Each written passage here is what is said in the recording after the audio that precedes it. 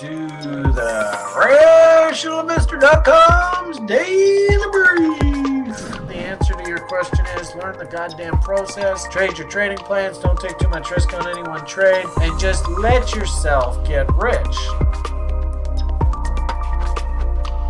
Hello, everybody. Welcome to Brian's Insanity. Oh, it's a crazy day. Happy 4th of July. Fireworks everywhere. Wow, what an interesting pivot we have in the market now. I got a funny feeling Mr. Hugh Hendry's going to get himself into a bit of trouble here. But I suppose we can get to that in the charts in a bit. But because it was a holiday and it's pretty quiet, I thought I'd just throw this up on YouTube for free and see if anybody gets any value out of this. If anything, things are pretty quiet, and I see crypto prices are coming off. So this might have been actually by the rumor, and now all this stuff has happened here with this big something bill. I tell you, man, this is it's weird how you sort of sit back and you go, okay, if we can get a little bit of fiscal responsibility in this world, we can get out of this mess and we won't repeat what's happened in the 1940s, and we won't go through an inflationary spiral, and maybe we'll have some nice things in life. And then it's remarkable, these politicians just out of nowhere, just basically just rubber stamp policy, like everything is business as usual, nothing has changed, no fiscal austerity whatsoever. And it's fascinating to watch it by country. It's like this is a coordinated, it must be something in like the human DNA or something about the human psyche and where you are in your life and life cycle relative to your entire life's history, because we're just basically repeating history over and over and over again here. And I do find it fascinating, like in one country, it'll be a guy who like literally out of nowhere took over the government, and now he's basically this government that's been in power in this one particular country has not actually had a sitting government, parliament, where people actually exchange debates back and forth and their votes on things. It hasn't, since the day he's been elected, it just hasn't existed. And he's like literally printing money out of nowhere, just absolutely insane amounts of money. And it's like, you're like, what the hell is going on? It's like we have no choice in any of this whatsoever. Fascinating to watch play out.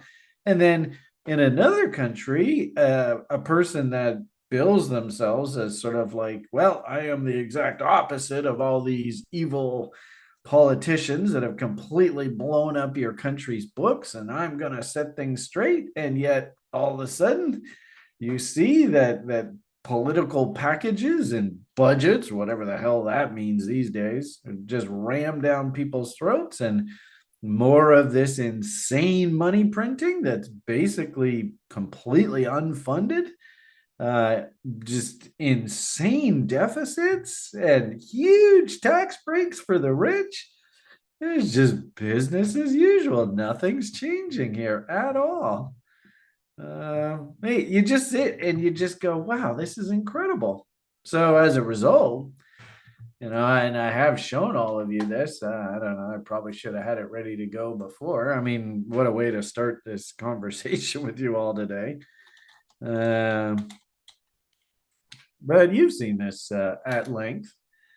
I've shown this to you repeatedly. 1940s was our last great reset. And of course, there was conveniently a horrific war that they justified absolutely blowing up the country's balance sheets to do that hyperinflationary great reset.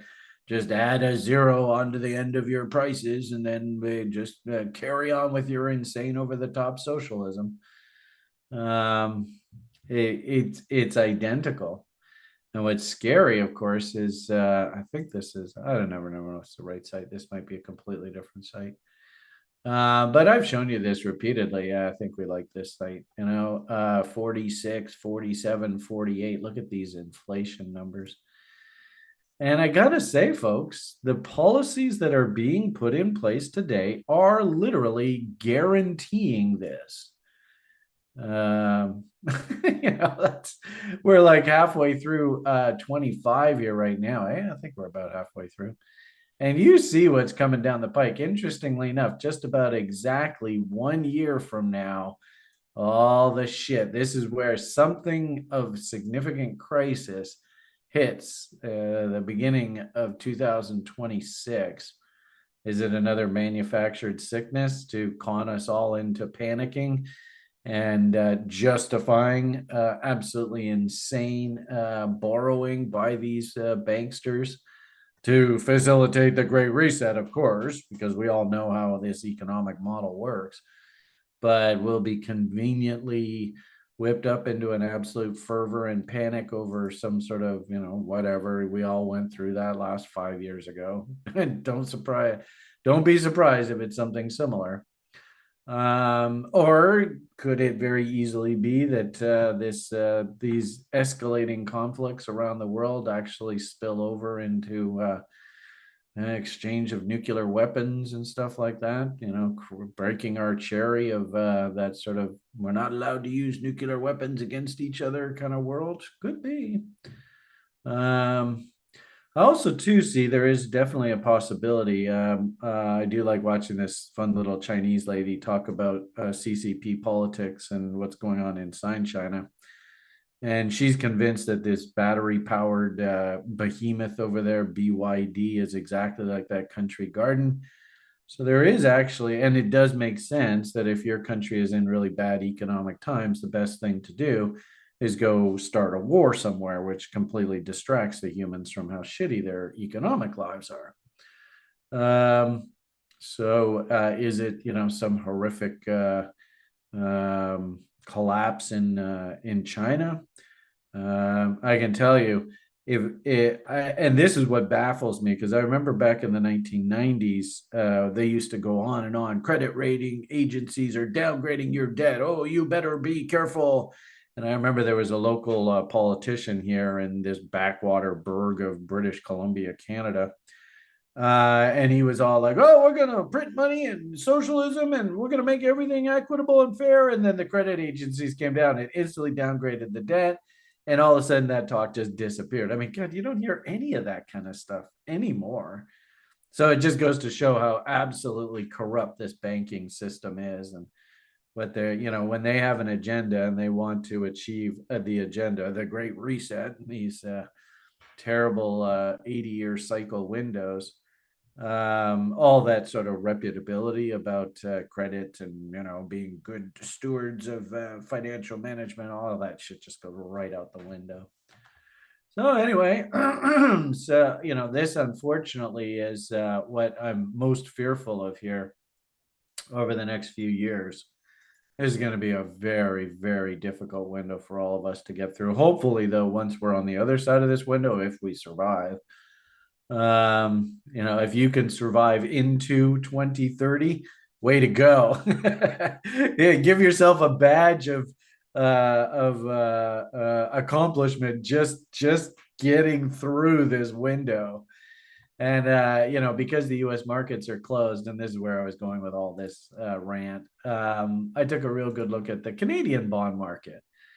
And it's fascinating. I mean, this is the absolute fascinating thing about all this is, of course, into the bond market cycle peak, Jupiter, Saturn cross, the great conjunct, is about like 20 different planets all aligned and all that crap. And of course, all the politicians and stuff, oh, go and borrow money, and interest rates will never go up. Oh, you got to be kidding me. I mean, was that ever the absolute wrong thing? And I don't know, are these humans this stupid? I don't think that they are. I think a lot of noobs to investing, it takes a long time for you to really learn how capitalism actually works. And actually, I think this is probably the most apt expression, especially if you're thinking macro, And that's what this kind of conversation is. I hear a lot of people throwing out that term. Oh, macro, macro. I'm a macro guy. Macro. Look at me. Macro, macro.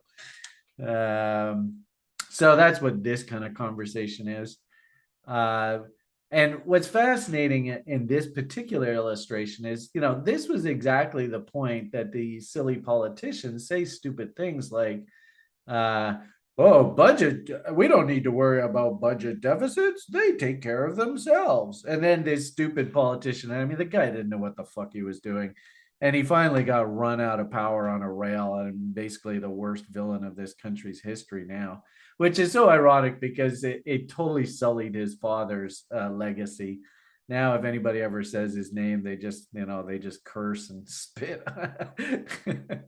But anyway, um, it's a beautiful illustration of that if you are ignorant and if you just aren't that smart at investing in economics, you're going to walk right into a trap.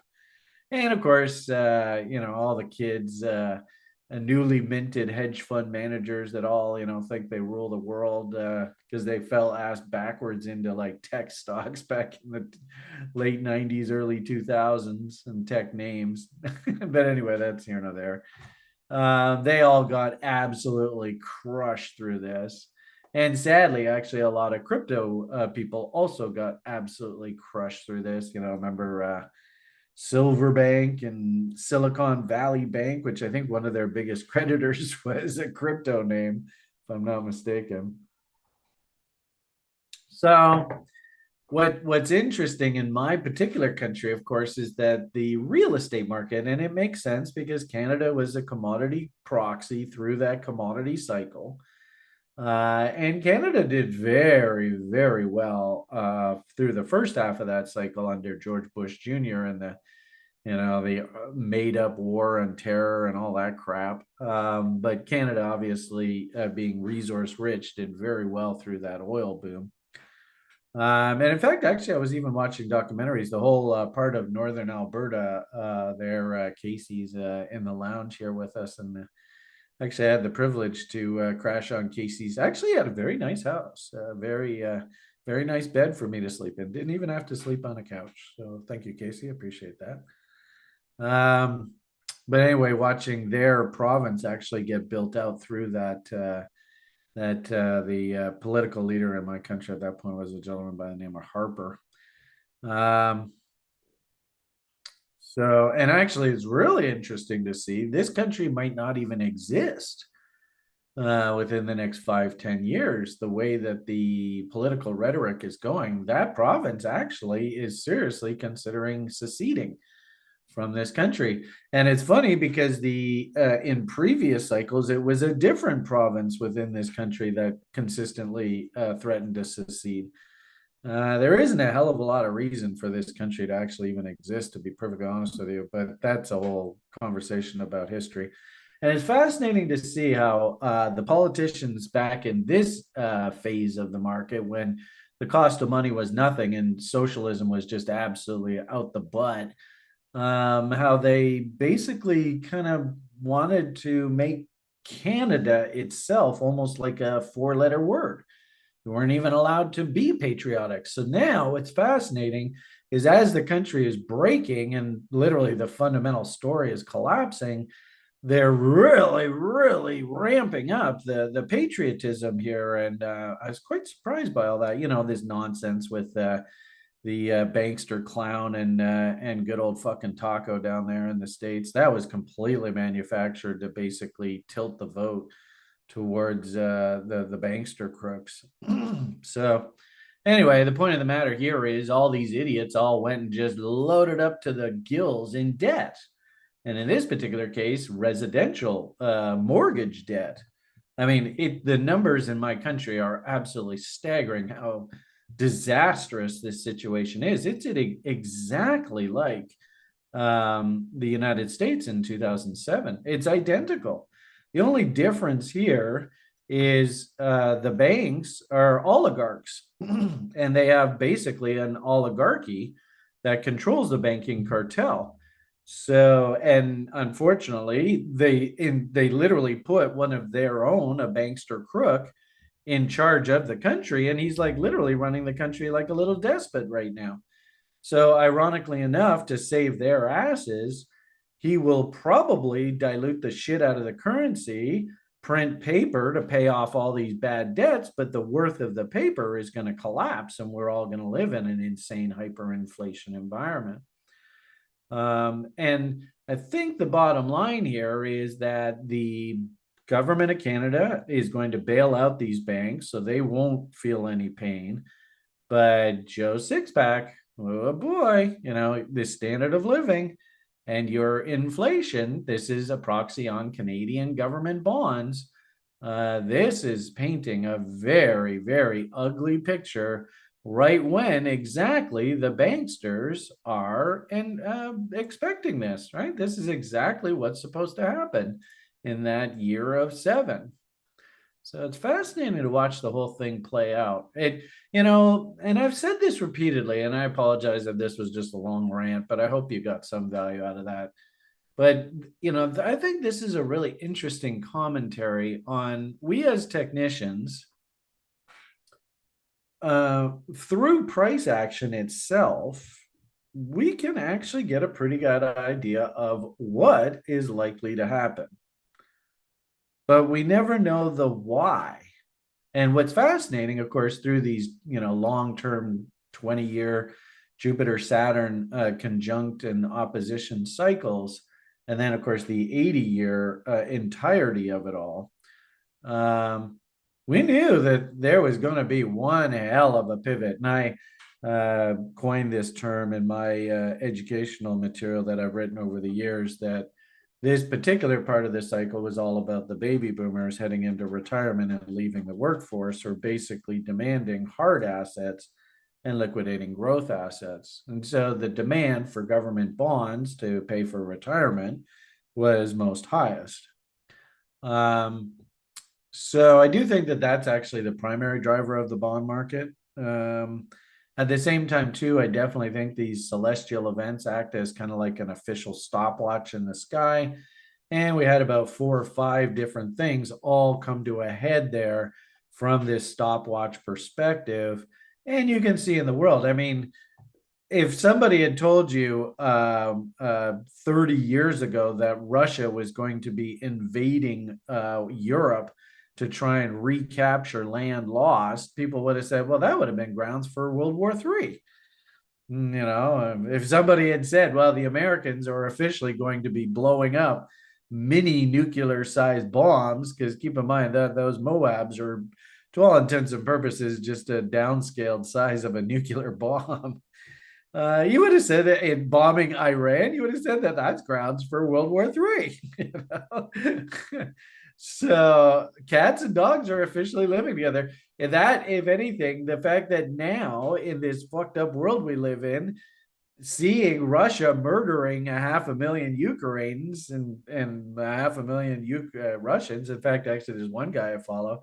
His death toll for the Russians and Russian allies and stuff is well over 1 million. God, if you would have seen that even 20 years ago, you would have thought there's no way that could happen. Yeah, here we are.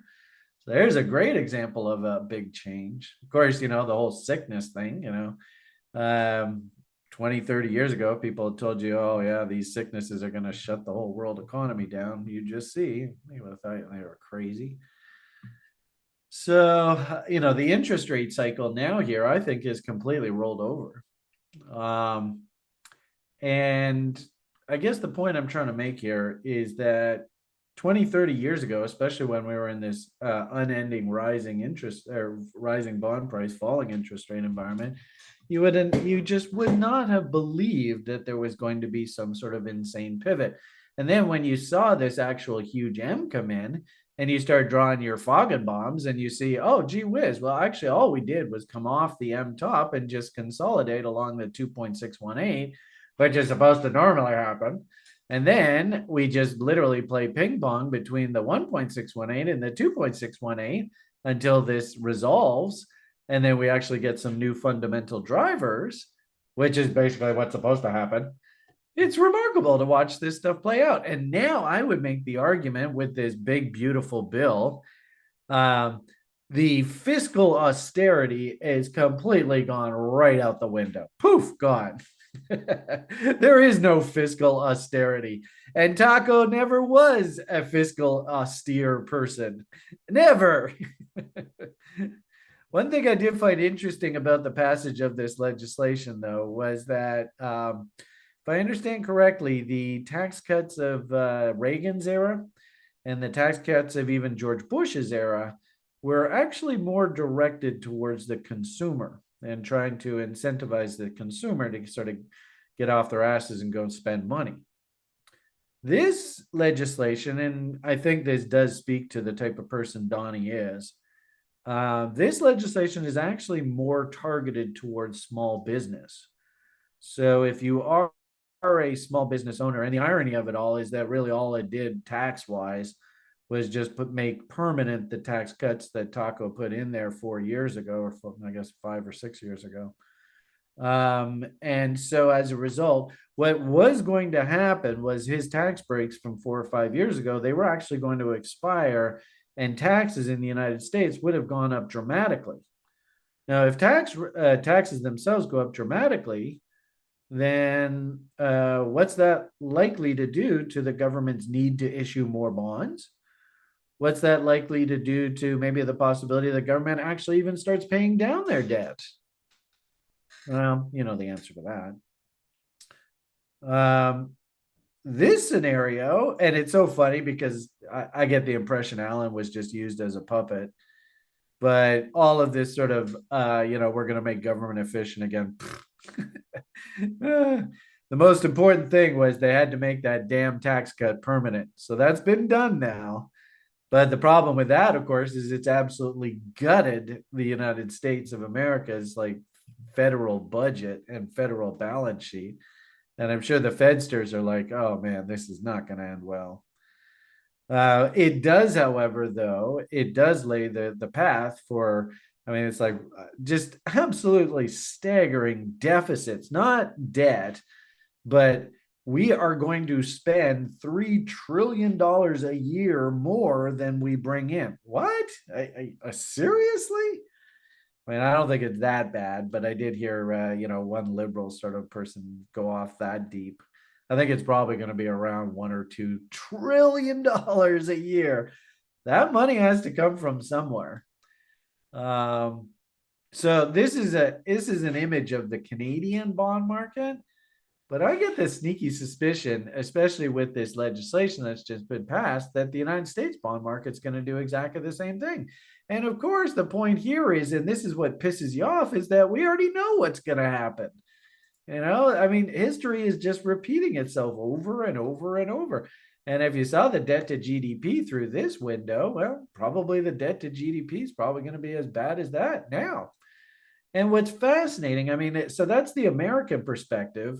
And what's fascinating here, of course, this is the Canadian perspective. And what's going to end up happening is that these stupid Canadian politicians, just like they did with that election that just happened, and this uncertainty of tariffs. No offense, but not really a hell of a lot's actually happened with all this tariff shit. Of course, here comes another deadline in early July. I wouldn't be surprised if the market pulls back through that. But I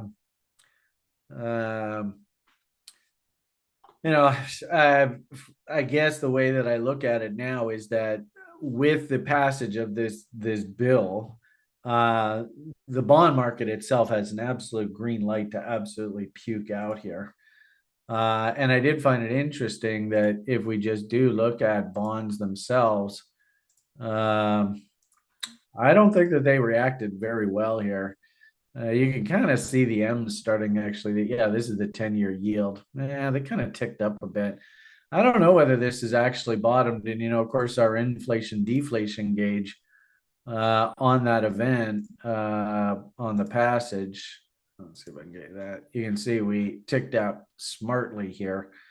I like it when we live in disinflationary environments, falling interest rates. This thing hasn't W'd yet. And of course, our big conversation right now is what does the energy market do? Because that's usually the leading sort of component of the inflation conversation. But this big fundamental shift here in U.S. Government policy, I can't see it helping the bond market. And actually, here, this is the image I wanted to show you down here. So this is the U.S. government bond ETF. And we've been conjecturing here about Mr. I think he's a pretty intelligent guy. And, you know, these people, macro, look at me, I'm macro. So our buddy Hugh Hendry, he fancies himself Mr. Macro. And he came in here about a year or two ago and said, "Hey, I'm a bond bull. I'm buying bonds. I'm just going to sit there and enjoy myself." On balance, I would actually say, you know what? I think he's got a case. You know, we probably should see 50% retracements. Seems logical. But then these, you know, these politicians come in and absolutely derail the story. It's interesting. I personally can't really get bullish of a name like this until we actually put in market structure on the other sides of trend lines, and you can see how repeatedly this thing just can't get going here. And we did kind of like pop the top here, but I don't know whether we've actually put in bullish structure completely on the other side of this trend line. I mean, what I really need to see now that we're on this significant trend line is, can I please get a big fat W to come in here? So maybe that's what we've got to see over here the next little while. And my thinking here, of course, we have a pretty good idea of what's coming down the pike. I sure hope you've all enjoyed this rally, because ironically enough, this rally was incredibly well telegraphed. In fact, I mean, it's shocking. I put this tweet out. Look at what the damn stock market has done since that key reversal bar. Like, holy shit, you know what? That's insane. I still don't know what the hell the energy market here. If anything, remember I had said that the energy market, we're still on the fence here as to whether this thing's actually broken. Usually they like to fill in these gaps. They don't like to leave gaps on the, actually, this is the daily chart, so that's not so bad. I think there's a weekly. No, actually, that's okay. It's not quite a key reversal. Would have liked to have seen it close below here on the weekly basis for a key reversal. So daily reversal. And I wouldn't be surprised if we actually drill down to that on a lower time frame. We actually find that there's probably some gaps and stuff that need filling in up top there. So actually, I think I remember doing this the other day, and I was like, actually, oh no, that's a pretty clean chart. If anything, that's a little scary that it is so clean. I think I remember seeing some gaps up top here. This is the August contract. That's probably getting a bit long in the tooth. I feel like it probably like a December, we're probably going to see this just a massive hole up there. Is that the, no, let's go daily. So this is our saving grace. Oh yeah, you can see. So interesting how the December contract, its gap is actually all the way up there. So I wouldn't be surprised if there's like a bull A, B, C, D. That probably also takes us up to things like 38.2 retracement levels. And maybe that's when the oil market finally breaks. Yeah, let's go like that. Yeah, interesting. So I think, you know, first stop target Ray Burchett. I always like that level as a market should trade to that just to clean itself up, which is fascinating because this thing, he didn't even look back, just straight up. Anyway, I guess the point I'm trying to make here is our S&P 500 barometer, the January barometer, actually kind of projected this earlier this year, and it sure looks like we're just marching our way higher here. And if anything, the big beautiful bill, I think on balance, as I had said earlier, it is more business oriented. So in a weird sort of way, I actually think business is going to really enjoy this. The problem here is I think that the bond market is not going to enjoy this at all. You can see how violent that gapping action was. Boosh. I mean, the market just puked out, probably on the rumor that this thing actually was going to pass. Because there was talk sort of halfway through the week that, oh, maybe this thing's going to die.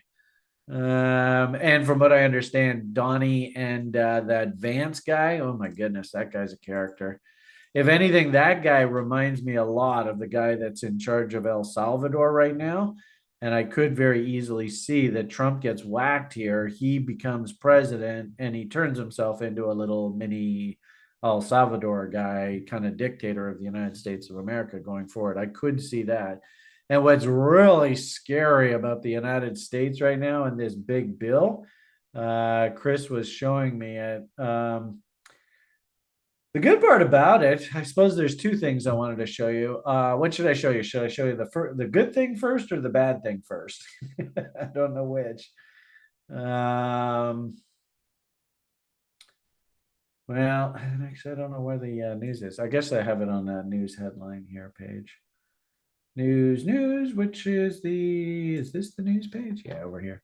So let's call it the bad news. The bad news is, and then we'll finish off with the good news, which should make all of you happy. And then actually, this might be a good dovetail. We'll finish off how the good news should affect you and what the price charts are saying. And then maybe I'll let you on your way here today. Hope you enjoyed the rhetoric about this shit show of my country and how the bond market appears to be laying the seeds for absolute disaster. And keep in mind, everybody and their brother in this country went uber bullish of real estate and locked in. And in Canada, they don't have 30-year mortgages. That doesn't exist. So every 5 years, these suckers have to refinance. And if this comes down the pike, and what's worse is that they artificially lowered short-term interest rates, which of course is going to hurt the situation even more. I got to finish this thought. And then this government has come in. This Canadian little bankster despot has come in here, and he is like literally printing money out the fucking ass, and under nobody's supervision or permission, no votes whatsoever. He's completely destroying the Canadian balance sheet right in front of our eyes. And there's not a single fucking person in the country that can do anything about it. Careful what you wish for. You might just get it good and hard, you stupid idiots.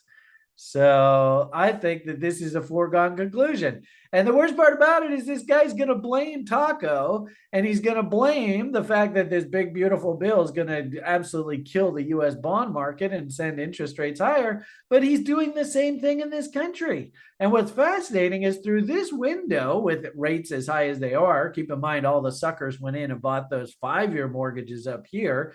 Interest rates go spiking higher. So the central bank, in desperation, lowers interest rates here. Now this guy's gone and just printed money like there's no tomorrow. So everybody in social media, the long-term rates in Canada are still pretty high because of this. I mean, you can see there wasn't much of a rally here. Everybody and their brother in Canada has been convinced to go into, and let's see if you get over on YouTube, what was the thing that killed all of you in 2007 down in the States? Who can remember? 3 words. VRM. It's what absolutely killed the United States of America. Who knows what those 3 words are? Because the exact same thing is happening in China right now. They're convincing the public to go and take out these types of mortgages. And if this happens, then the exact same scenario that happened in the United States in 2007, 2008 is going to happen in this country. Does anybody know what the hell I'm talking about? Is anybody even listening to me? I remember a guy like 10, 15 years ago, he would go, Brian, I love turning you on and then just falling asleep to you talking. It's the best. Anybody? Chris, do you have any idea who I'm talking about? There's not a single response over there on YouTube. Like, hey, very good. But you're close, Nick. You're close. VRM. What does VRM stand for? I don't know if my mic came on, but I would say variable rate mortgages. Yeah, this Chris guy, and I'm training Chris right now. Chris is going to be a billionaire. You know that? He doesn't realize it now, but I'm training him to the point. I'm showing him stuff that is just blowing his mind. Man, we are going to be so fucking rich, you and I. Because I needed somebody like Chris that is just, and I love how crisp he is. He's a crisp Chris. And the cool part about it is half the time, because he and I have the same birthday, half the time he can literally finish my sentences because there's something weird about the way our brains work. We're very, very similar. But man, oh man, I'm gonna make Chris so fucking rich. Anyway. Oh yeah, it's definitely Adam, you're like 20 minutes behind. That was a conversation like 20 minutes ago. And that, of course, is what's going to destroy the United States of America because it's the tax on the tips that covers the balance, right? Anyway, what I was looking for was what Sol there said, variable rate mortgages. So all of these idiot Canadians that all bought houses that they really had no business buying at these absolutely insane interest rates here, but because Canada doesn't have a 30-year fixed, they have to go and refinance every 5 years through this window here with rates still relatively high, right? This is a long bond, right? This is I think this is the 10-year paper for China. Um, and in this window of the market calming down, the central banksters, of course, they were like, oh, this is a window. We can go and cut rates real quick because they knew that there was a mortgage cliff coming here in 25, 26. Long rates have not come down that much, but short rates, they brought short rates in China all the way back to here. So they've convinced everybody to go and get variable rate mortgages. And if we head into this kind of scenario, the government of Canada is dead. There is no way they can keep short-term interest rates down. And so as a result, this is exactly the same scenario of what killed the United States of America in 2007. Everybody and their brother there, what did they call them? Does anybody remember? What is the name that you call them? And it's not V, it starts with an A. It's basically the same product. But every American, when you hear this three acronym term, you should all shudder because it is what literally killed your housing market. Any of you Americans remember what that was? Starts with an A. Right? Remember they were called ARMs. Anybody have any idea? That's right, Cheryl. You must remember that. Adjustable rate mortgage. Well, no offense, there's not a hell of a lot of difference between variable rate mortgage and adjustable rate mortgage. They're the same fucking thing. So and we know what's coming down the pike. And the worst part about this is it's these governments that are doing this to us. They're causing this by all this insane fiscal irresponsibility. And it's not like it's just one country. It's not like it's just Taco sitting there on his own going, oh, I'm going to single-handedly blow up the world. Every single one of these fucking countries is doing this. It's insane. So as I said, the politicians, this bankster crook, he's going to go, oh, it's all Donald Trump's fault. Right. And because the Canadian public, they're so emotionally triggered just by saying Taco that they'll do whatever the guy says. It's stunning, absolutely stunning. So I don't think that the Canadians have anybody to blame but themselves. They've put themselves in this situation, and it is going to just turn into an absolute bloodbath. Mark my freaking words. The interesting thing here is that, just as we went through the euphoric peak over here, I think we go through our euphoric trough over here, which, by the way, happens to coincide perfectly with our absolute nightmare scenario with regard to inflation. What do you think, folks? Have I played connect the dots for you? Do you see this coming? Anyone? Of course, I'm giving Casey and Megan fucking heartburn here. They probably don't want to hear this message at all. But it's remarkable how this is all playing out. And it's all, you wonder whether this is done on purpose, whether this is the plot, and how can these humans be this stupid? It doesn't make any sense to me whatsoever. And I will say, poor old Hugh, if this scenario, I'm really surprised Hugh would actually overlook something as big as this. But if this plays out as I expect, I got a sneaky suspicion this bond market, we had a period where we could have entered counter trend rally phase and done things like 38.2s, but the actual fundamentals of the scenario are immensely bond bearish. I said them backwards. They are not bond bullish. They are insanely bond bearish or interest rate uppy-ish. And I hate to say it, I wouldn't even be surprised if half the reason why the Fed and all that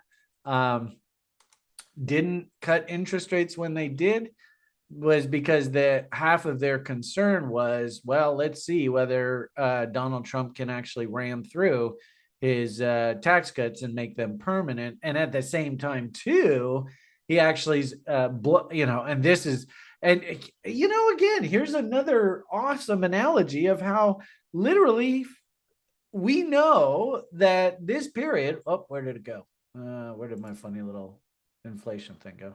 We know that inflation is going to go absolutely crazy. We know it. Does it make sense that something politically might just happen here at this mark right here, September, October of 2026? Is there anything that happens? And actually, I think it's like November, believe it or not. Is there anything that happens here that's actually going to pretty much kill this current form of government down in the United States of America? Right here. Is there anything that happens?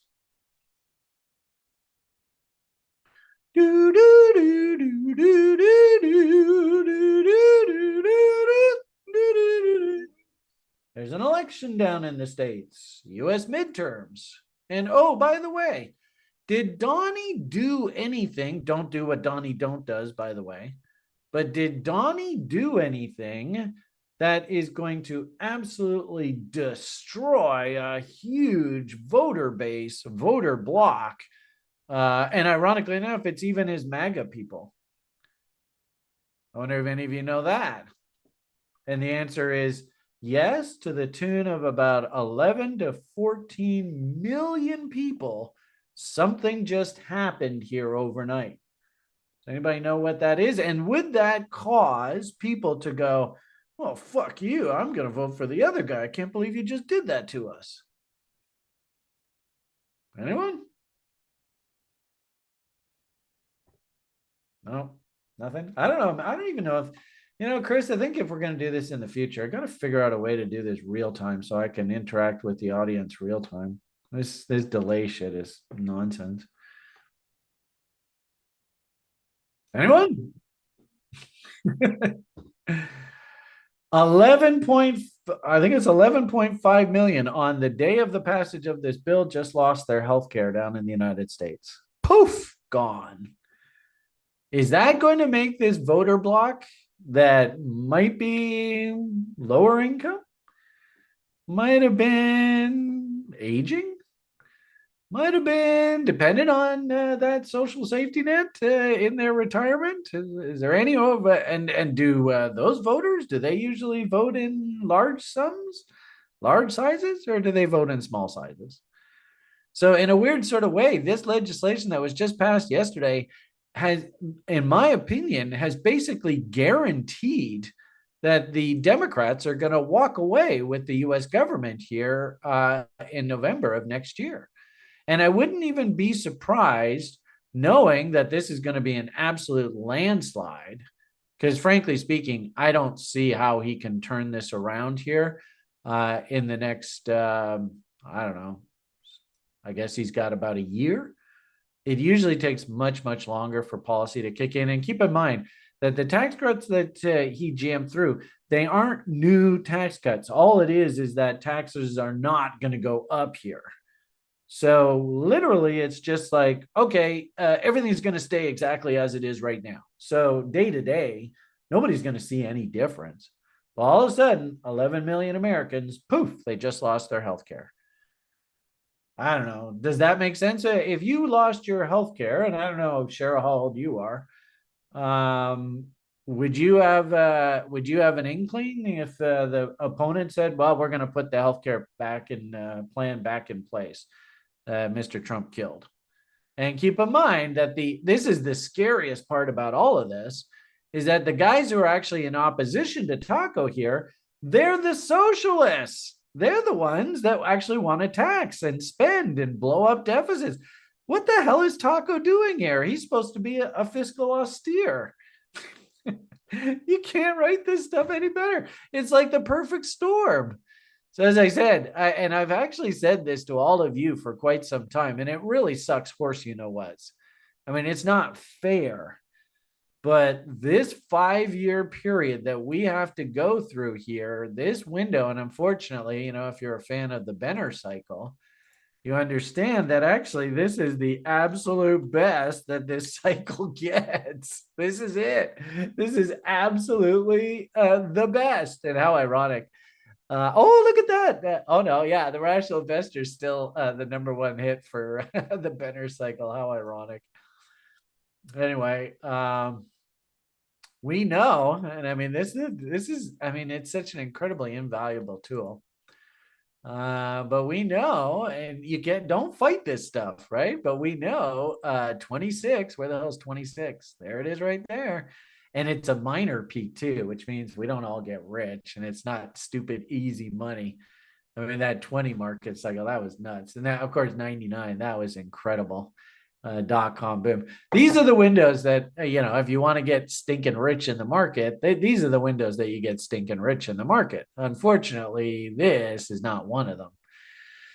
So anyway, we're going to have to slog through this, but this little window here, oh my goodness, this is just, this is the toughest window to live through in this entire 100-year period, this 4-year window. Doesn't that suck horse you know what's? I'm sorry, folks. It is what it is. We have to get through this. All right, so there's the bad news. Shall we leave off with some good news here? We're not here quite yet, right? This is 2026. We're only halfway through 25. So let's finish off this conversation on the good note. And keep in mind, Brian's always thinking down the road, macro, macro, macro, right? It is interesting how our fun little study here it sort of intonates like I think we're right here in like July kind of idea. I think we saw the absolute best inflation numbers, and frankly speaking, I think that the disinflation, that spike lower you saw in the stock market in the spring, January barometer, all that kind of talk. I think that was the absolute best that the disinflation trend will be, which sucks, but that's the way it is. And I think that through the next year, this is going to be sort of like, the policies are okay. And then also, too, I think there's going to be a bit of a punch in the nose because I think the bond market, the long end of the curve, is going to start freaking out here a little bit. And I think I showed you that chart, but you kind of notice that something significant happens, like literally 1 year from now. So I think there's going to be some chopping this fall. There might even be a stock market crash. Remember I told you that China disaster is floating out there, and I think the scuttlebutt is that China, basically the story's over. You got to feel badly for all the idiots that went. Well, how do you say badly and then idiots? There's so many people that got sucked into that stupid fear cycle. I hope, Cheryl, you have a young son, right? I really, really hope you learned how these fear greed cycles work. That was really my number one job out of this past 10, 15 years, working with all of you to try and demonstrate what these fear cycle apexes look like. And now I've officially traded and have been an investor through both a greed cycle, apex, and trough, and now a fear cycle, apex, and trough. Um, and unfortunately, we're not quite through the trough part of the cleanup, if you will. So I don't know how this plays out, but it is interesting when I go back to my funny little tweet here. I had an interesting sort of, and this is, do you believe that the world is a fractal? I think that the universe is entirely a fractal. Bought the mouse pad. Well, that mouse pad with the Benner cycle on it, I hope. That mouse pad, I think, should be a family heirloom if you can try and save it. But anyway, if you believe the universe is a fractal, then you can kind of see, like, if you think of the universe as a snowflake, you can kind of see the fractal bottom. But what I've often noticed is that this could very easily gain traction and work its way back up, and it makes an absolutely perfect fractal. But sometimes the whole fractal gets flipped on its head. And have you ever seen what's really bizarre is have you guys ever seen um, it's weird how if you actually spin like a bolt or something on the space station, it does its thing, it does its thing, it does its thing. So here you see, and then all of a sudden it like completely flips direction. I don't think we as a species we've figured out exactly what the hell's going on here, but clearly the fractal nature would be that it just keeps spinning in the same direction. But what seems to happen is that it does a number of rotations, then it completely flips and it goes the opposite direction. Now, where am I going with all this? The point I'm trying to make here is I think that once we get to sort of this apex point of this particular consolidation, the market, the universe, I'm not quite sure how this works. It literally has a choice to make, and there's some sort of outside influence. And what I find fascinating, of course, is this is a technical picture. And I would argue that the fundamental picture just changed. Something just shifted to cause that funny little bolt to roll over. And so as a result, this won't be like a regular fractal that works its way back up and completes the pattern. It flips over, and now this actually gets replicated to the downside. Think of this as the spin, spin, spin, spin. We come 180 degrees, and then all of a sudden it flips over and it continues on that same pattern, just replicating this move. I think that's what's going on here. Call me crazy. I don't quite understand any of this, and I'm not really that good at math. But I've seen this repeatedly, that where you get to sort of this point where we should pivot up, and then all of a sudden you see a big injection of a new fundamental driver, and the pattern just continues on. And as I'd started off this conversation, theoretically, Taco should have been a fiscal austere. He brought in that Allen guy to make Doge great again, or whatever the fuck he was supposed to be doing there. I think personally, all he was doing there was just stealing all American citizens' data so they could plug it into that Palantir machine and basically be able to predict the future better. That's my interpretation of what all that Doge crap was. I don't think it really, and then also too politically, it scored major points with the MAGA people beating up on the poor little immigrants that really have no fucking clue what's going on one way or the other. So anyway, point here is that I think we were in an environment where bond prices could fall, and it seemed like everything was tickety boo. And then all of a sudden, something just shifted. And I think it was like one of these things where, like, quite literally, the passage of that legislation down in the States, and then what my stupid fucking commie banker is doing in my country as a puppet of the Rothschilds and all that, they just flip the script, and everything is going to continue now back in the original direction. And the worst part about all this is these poor little Canadian suckers who all FOMOed in at the top. And Canadians are historically notorious for being the absolute worst market timers. Keep in mind, at the top of the dot-com boom, every single citizen in Canada bought Nortel networks. And to the point where one stock, Nortel Networks, one stock represented 35% of the entire Canadian stock market. One stock was 35%. So that's how bad the Canadians FOMO into this shit. They always make the absolute worst investors. So the point being there, within 5 years, Nortel was bankrupt. The paper was worthless. How do you go from being 35% of the entire Canadian equity market to being worthless in 5 years? Well, probably looks something like this.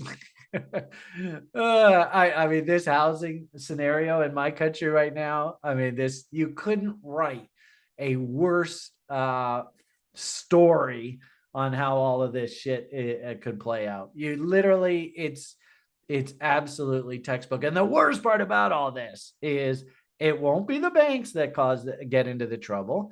They've already been bailed out. They've got their puppet in charge of the damn government right now. They will be bailed out, and there will be nothing said of it. They will get off completely scot-free. But the Canadian bond holders, they're citizens of this country, are going to get absolutely destroyed here.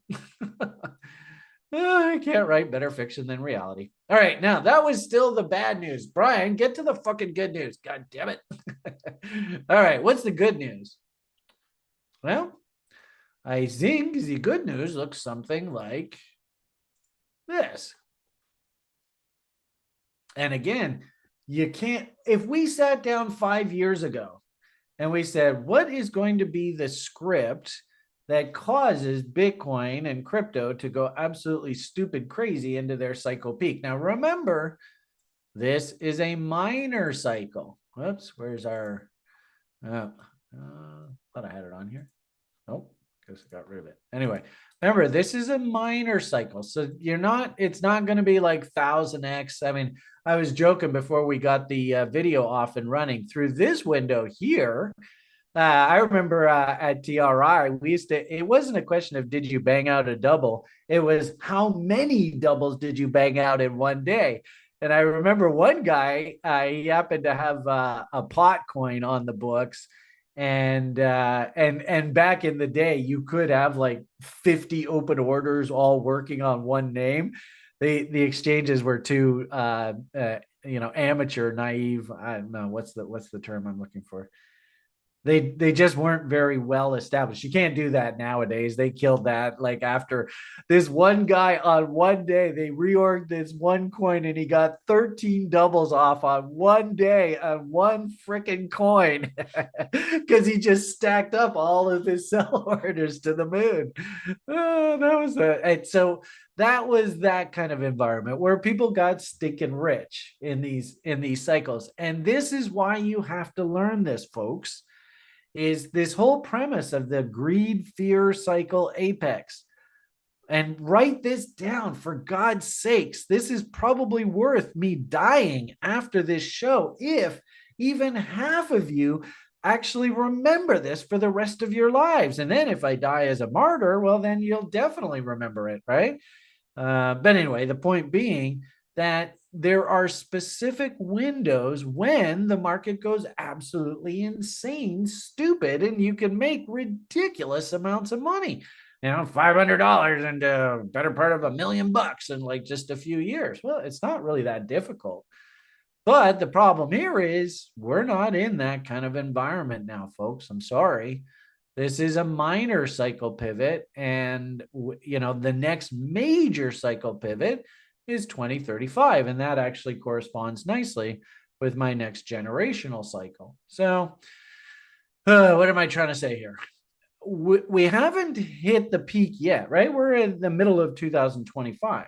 My hunch is this kind of stupidity and insanity, it probably will go on well into the new year. That's my hunch. And if anything, if we're in a very upbeat market and you're all getting stinking rich and the community. We've got tons of experts who are all awesome traders, and the money's flowing and the place is hopping. That's a perfect opportunity for me to slowly exit. And frankly speaking, that is exactly what I'm going to be doing this fall and winter. So it's actually a bit overdue. I really should have exited here, but I got lazy. So just FYI, this is it's better for a guy like me to leave in an uppy market state and a euphoric market state, because if I leave at the very bottom of the market, then all you do is you have bitter memories. So we don't really want that. So it's an uppy window. There's some good news. 26. Well, I mean, interestingly enough, this was 2019. You could make the argument that the market actually topped in like January of 2020. So this might go on through 2026. And if I slowly walk away, and through the latter part of 25, beginning part of 26, well, then you guys are all still feeling relatively positive. I remember I was down in the where the hell was I? Central America there a year or so ago. And probably best to show you an illustration. It was a good opportunity to learn about how other people in the world are faring through crypto cycles. And of course, that was down in El Salvador, where that guy, of course, is crypto. I'm not even sure. And from what I understand, I don't think the crypto thing actually ever really went anywhere for them. But I could be mistaken on all that. But I remember talking to locals, and they were like, "Yeah, I got the wallet, I got the money the fuck out of there, and I've never used it since." So thank you, dear dictator, or whatever the hell that guy was. So anyway, this is a good example where this was when we went in to the Caribbean. I don't know. I think Central America. I don't think you can say Caribbean.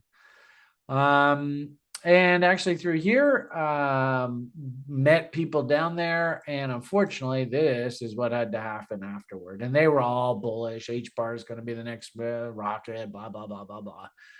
I suppose if they were able to weather that storm, they came out fine on the other side. The problem here, though, is that we know based on our 4-year cycles that, oh boy, this was a minor pullback window within the context of a bull run.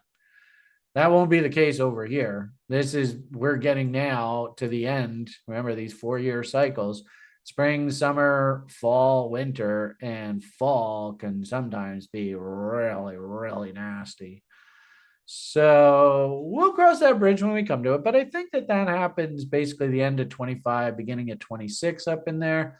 And that, of course, I think basically corresponds with what we're seeing out of the Benner cycle, that 26 pivot. And then also too, does life get a little challenging with inflation? Middle of 26, something really, really ugly hits. And I wouldn't be surprised if this is sort of like muddle, muddle, muddle, muddle, muddle. Ooh, let's inject a sickness into the world right around the middle of flu season. Isn't that what we always do? Stock market tanks. Oh, got to bail out. Do you remember what we did before? Bail out. Oh, no, but I don't want to do it this time because it's good. We got to do it. All right, then bang. The bailout hits. Bonds, of course, collapse because the market didn't act the way that we wanted it to. Well, of course, it never does. And then, oh boy, the end of 46, 47, 48. Hell, we don't even get out of this shit until I guess this is 2029. And then we actually have to head into, interestingly enough, I mean, prices are going to be so jacked up through here that this disinflationary window is good. It will show in the short term. But you might have your houses like $500,000 higher because of this push, and then it backs off like 50,000 or something. So, but I guess just the point is even based on our 4-year cycles, right? This trough here through 26, 27, that's right through that ugly window, right? I think I had said that the bond market hits its worst, that crisis phase in Canada, right around that exact same time there as we get our 78.6 pivot. And ironically enough, at that point in the cycle, that's actually when I want to turn bullish, because you notice that once we get through all this, if we can get to the other side, this will be like really, really high interest rates, low bond prices. And then if inflation actually starts going negative, then that means bond prices are going to rally. So I think Mr. Hendry's right, but I just think he's just one cycle too early here. Interesting. And ironically enough, if you just own the bonds and you collect the 5-6% coupon or whatever it is that you locked in by buying the bonds here, and you're like, I'm not going to sell the bonds, I'll just hold on to them to maturity. They're like 20-30 year paper. Then you're not even really worried about this, because ironically enough, in the 1950s in the 1950s, the inflation numbers actually were really low. And I wouldn't be surprised if the latter part of the 2030s, we actually go through some sort of, low inflation environment after they've done the Great Reset. All of that is cleaned up. The public is absolutely wiped out. All right, now we can let the bond market rally. Anyway, blah, blah, blah. So, Brian, you still haven't talked about the good news. What the hell's the good news? So what I would say here, of course, like I said, 26 is sort of our pivot window. We're here about the middle of 25. So we're probably like right about here right now. And of course, our Bitcoin cycle, that's what that looks like. We're getting near the end of that rally window. But over this next rally window, man, you might see some absolutely insane things. So pay attention.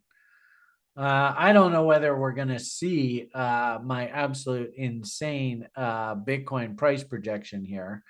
This is based on a log scale. So I don't know. It might play out. Who knows?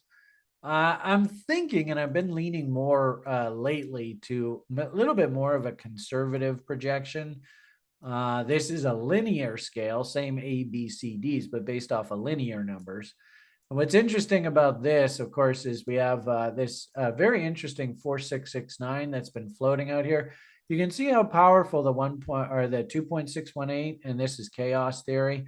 And that was based off of the event where, Fink was like, I want my ETF. I think that was back there. Might have been the previous cycle. No, actually, that was over there.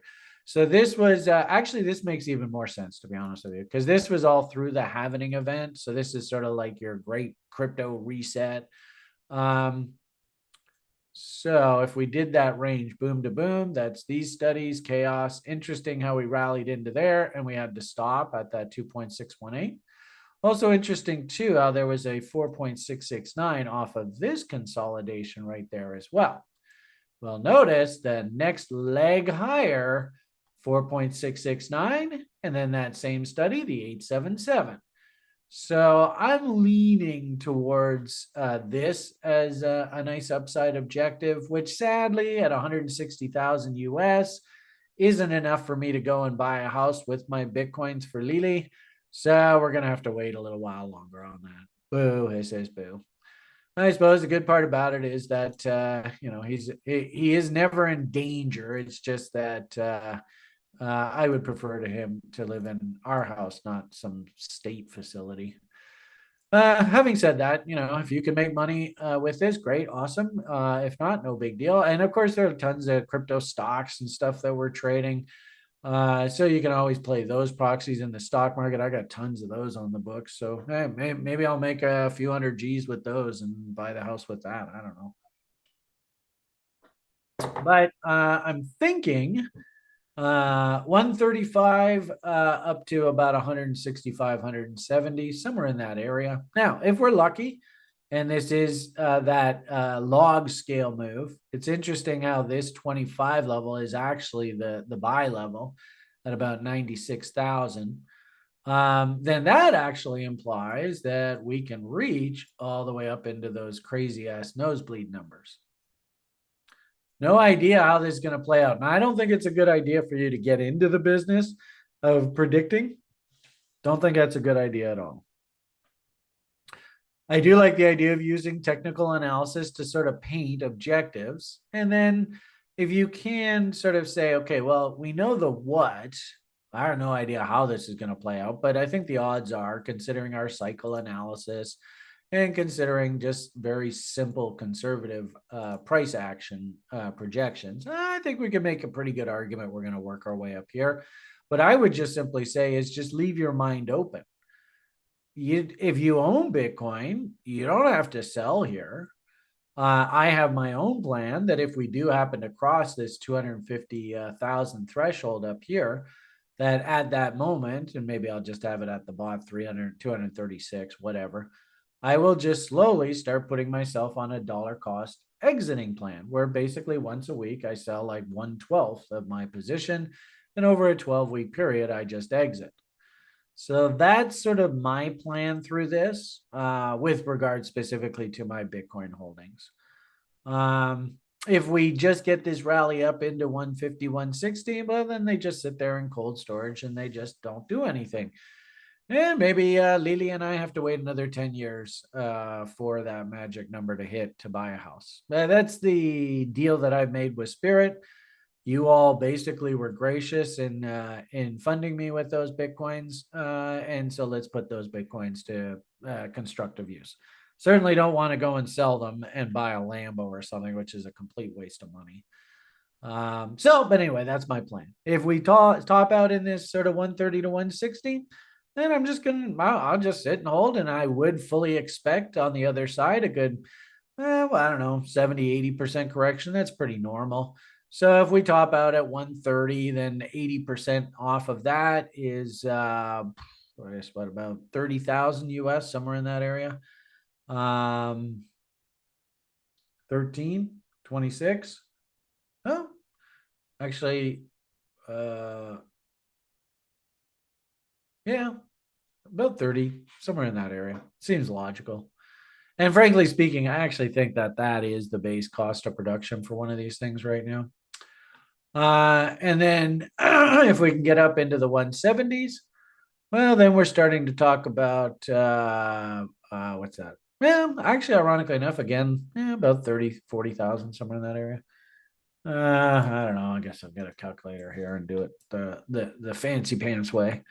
If we can get up into the top of the parking garage here, 168, we'll call it, somewhere in that area.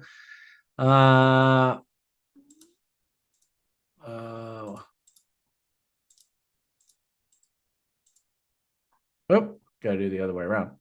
Try that again. There you are, 33,000. And frankly speaking, I actually kind of like that. If, however, though, they go on this insane money printing, and we find that the M2 absolutely explodes higher. And oh, by the way, M2 is trending higher now. We might find that that price actually doubles if these cocksuckers go and double the money supply. Who knows? I don't think that that's going to happen in the next 6 months, though. I think that that would actually make sense why Bitcoin does like it goes to like a 500,000 or something for the next cycle. That would make sense to me. Anyway, so there is my sort of what does the path forward look like? I know that's awfully messy. Usually I do this on the weekends. I'm just having fun here today because it's a holiday. I don't know whether we're actually ready to break out of this range just yet. Kind of looks to me like we're stuck. Bottom end of the range, top end of the range. We just got rejected off the top end of the range. Big deal. And as you can see from here, I actually had sort of a megaphone kind of thought happening here. And the question ultimately was, are we going to actually have to go down and test this though?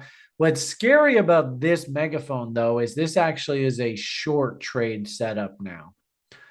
With the third tag of the megaphone on the upside, we should see a third tag of the bottom of the megaphone somewhere along here. And you can see the double top that came in there. So I think you could probably make the argument that the short setup looks something like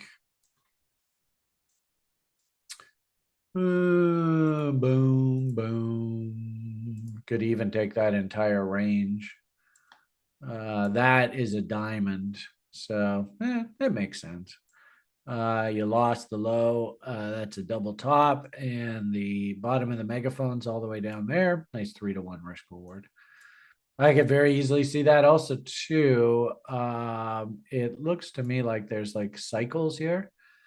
So if this is a cycle, and that would also imply that this that this bot setup will have to be readjusted based on whatever the future number is. But if we go on cycle lines, we could probably get a pretty good idea when this should happen. Where's the cycles? Now you're saying, Brian, I thought you said you were going to talk positive. What's going on here? Where are these cycles? There we are. So let's go. Yeah, this should be fine. So there to there. So you can even see that that dip against the bottom of the megaphone should come in somewhere around there. So what is that? Interesting. That's basically early next week. So, and this also makes sense too, because I think what's happened here is this has sort of been a buy the rumor, because everybody knows a whole bunch of crypto legislation was coming down the pike.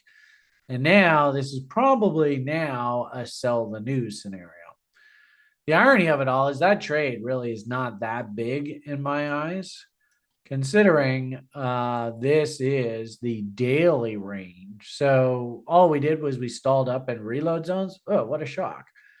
Do we have 3 higher lows to work with to set a base for like a bullish bot setup going forward? No, we only had 1 low there. And interestingly enough, I actually did like the short off the top here. But the shorts, on that move stop to scratch, the shorts were just basically told, you know what? You probably should just get the hell out of there. So I did just basically hop at scratch. If you're a lower time frame trader, that might be something to take a look at. Obviously, you've missed the move here. But if we got a counter trend rally back up into reload short zones, maybe to start the week or something like that, that might not be a half decent trade idea. But I do like the idea that we actually trough. Like I could see something like weekends choppy, then into the coming week, something like that. And then we go through the process of actually setting the base for the next move higher in earnest. That's what I'm thinking right now for whatever it's worth. So hunt your setups, trade your setups. I actually think if you're a lower time frame trader, there was a cute little trade there. If you're a higher time frame market participant, I don't think you want to be messing around with this just yet. And now with all this legislation, hey, Brian's finally going to get to the good news. What the hell just happened? Well, as you can see from this crazy tweet, crypto week now, July 14th through 18th. That's kind of weird. Why 14th through 18th? So are they taking like a full week off here? Gonna start here. So this whole week, nothing. And then they're gonna start this crypto stuff on the 14th. I don't know. That doesn't make any sense to me. But I do like the idea that, like I said, that was a buy the rumor on that legislation. I wouldn't be surprised if it's a sell the news. And really, what this does is it gives Wall Street the opportunity to sort of reload following a holiday weekend. There'll probably be some shenanigans all through here. Even look for some downside price action. And then setting up the base, like I wouldn't be surprised, again, sort of buy the rumor, sell the news. They put in some sort of base here through the weekend to get ready for whatever the hell is going to hit the fan here, 14th through the 18th. And does this sort of officially start off our next leg higher? Well, I did find it interesting. Guess who's trying to bottom here? Hasn't quite yet, but I told everybody in the public that when this thing bottoms, Taco is basically getting ready to steal a whole bunch of the public's money again. So the question is, has this thing actually bottomed yet? I don't think so. So I wouldn't be surprised if this has to take through that sort of first week of July to make some sort of saucer bottom here. And then when you start seeing this thing actually trending higher, making higher highs and higher lows, then get ready. The new crypto bull is here in full force. And I wouldn't even be surprised with that. And like, I do find it kind of interesting. Like, what the heck? Why 14th through the 18th? That seems kind of odd. But in a weird sort of way, I guess seeing the price action from Taco here today, it does make sense. This thing isn't quite ready to go yet. And I still have one more buy order. It's not a big one, but it's on this LPT. And I was kind of hoping I could get a fill here before this market takes off. But this is pretty much exactly what I like to teach all of you.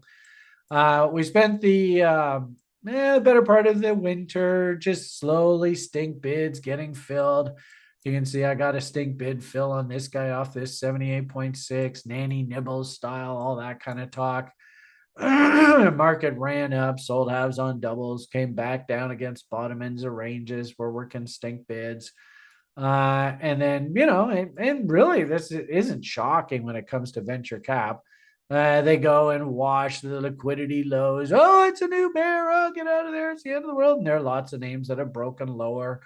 And then they start to firm back up. And so, big surprise, Brian's in there doing some more nanny nibbling off of 78.6. And there's a bunch of names that I've done this, like this OMG. I love this one. I've had, I think, about 3 or 4 goes at this guy, this particular cycle. Bought in here, bought in here. Sorry, bought in here, sold here, bought in here, sold here. And this is my third car coming back in. And on this rally in through the fall, I'm just going to be liquidating all of this crypto into whatever the rally is, FYI. But there's a good example. This one I actually did go in and pick up a little bit more recently. I'm not going to say I'm an absolute genius at this. Nobody is. Well, I'm not going to say that. A lot of you are geniuses. Are you going to be right 100% of the time? No, you'll never have that happen. I'm sorry, it just won't. Um, Ironically enough, if you follow Brian's 2 rules of investing, try and have a system in place, some sort of algorithm that's right 2 out of 3 times, 66%. When I told that to the floor traders, the day traders, they laughed because that was a very, very high number for pit traders. But I think we can do that. And especially with something like Little Old Lady, there's no stopwatch, there's no time horizon. So you just force yourself to buy at the bottom ends of ranges. And of course, when these things do have their dead cat bounces and their rallies, you better make sure, damn sure, to pay yourself. So here was an example of one where I did go in, throw stink bids off of bottom ends of ranges, was filled in here, but oh, sorry, you're too early. I'm not too concerned about something like this. I wouldn't be surprised if we rally up into these wicks here this fall. Having said that, this is kind of a funny anecdote because there was a gentleman on the site that's like, Brian, you do realize that blockchain's defunct. They haven't done anything in like 2 years. Dope. So I probably zigged when I should have zagged on this one. Hindsight's 2020. This will be actually a really interesting anecdote of market cycles, what should happen to these types of assets through them, and how Brian behaves and how he manages this kind of. Let's just say this is not a rational investment idea. This was technical, but fundamental, a bit sketchy. I would strongly suggest that you all try and be rational investors. Don't do what Donnie Don't does, right? That kind of talk. Having said that, it is a very specific type of strategy where I put incredibly small amounts of money at risk, but I try and buy the entire market. So you can see my capital, and it's only like a $10,000, $20,000 account. And my capital is spread over all of these names that have little blue dots by them. So you can see that 20,000 is spread out pretty well. And today is not a happy day in the crypto market, that's for sure. And actually, I even have some in link here. So I'm not quite sure why. I think I was bidding for some more. That's why he was pink. But anyway, so the point being that I'm more than happy to accumulate through here, knowing what I'm expecting to happen this fall. And now, all right, let's get back. What was the good news that you kept inferring? Well, I get the distinct impression that the whole market is going to go into crypto euphoria here. I also think that the stock market is going to go into taco euphoria here. Frankly speaking, I wouldn't be surprised if especially since we are, like I said, the legislation itself, like the actual tax loss tax legislation. It's actually very pro business, and because of taco, I guess that makes perfect sense. What I wanted to show you was, is it this one? Yeah. I mean, this is basically following along exactly what these guys knew and thought was going to happen. Um, Once we get to the fall, though, I think what's going to end up happening, and this is what happened last go round, and maybe it'll be easier to show you on a new page. Where should we do this? Yeah, maybe I'll do it over here. We'll just use the ETFs to try and keep this as simple as possible.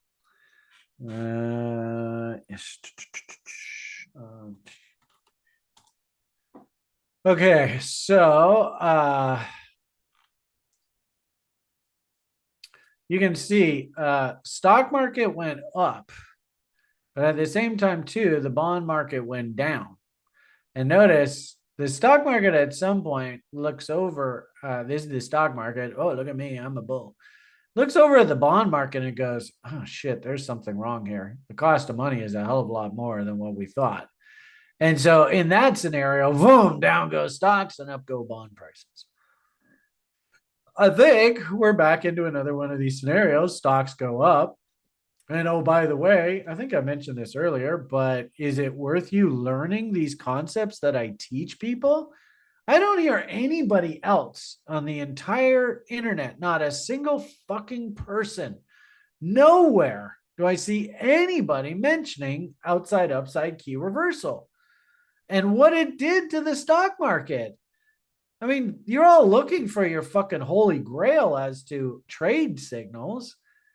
There it is, folks. If you want one single candle that you want to memorize for the rest of your life, that if I ever see a bullish outside upside key reversal, I got to go and fucking buy that. There it is, right there in your face.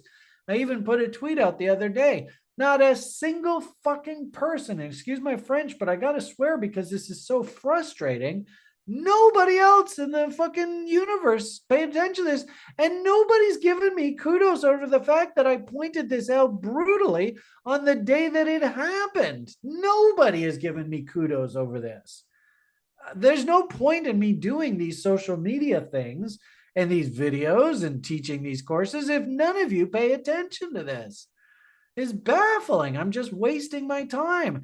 And the worst part about it is that is exactly what my buddies at the old prop firm said to me in 2014. They said, Brian, you're just wasting your time.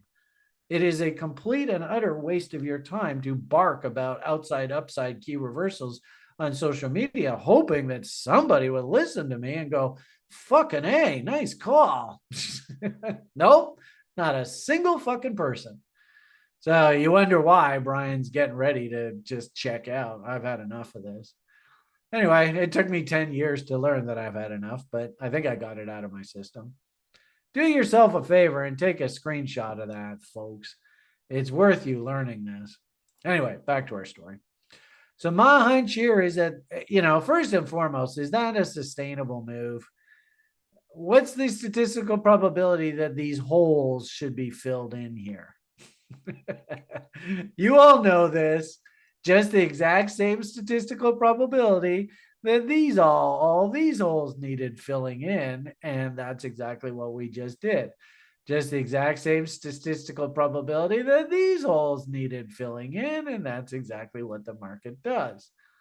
So this is not sustainable over time. If anything, this is scary what they've done here to us. Again, they're setting up another one of these kind of scenarios down the road. And that's the worst part about it is they just rip the Band-Aid off so violently and so quick. And then everybody in the public goes all fucking crazy.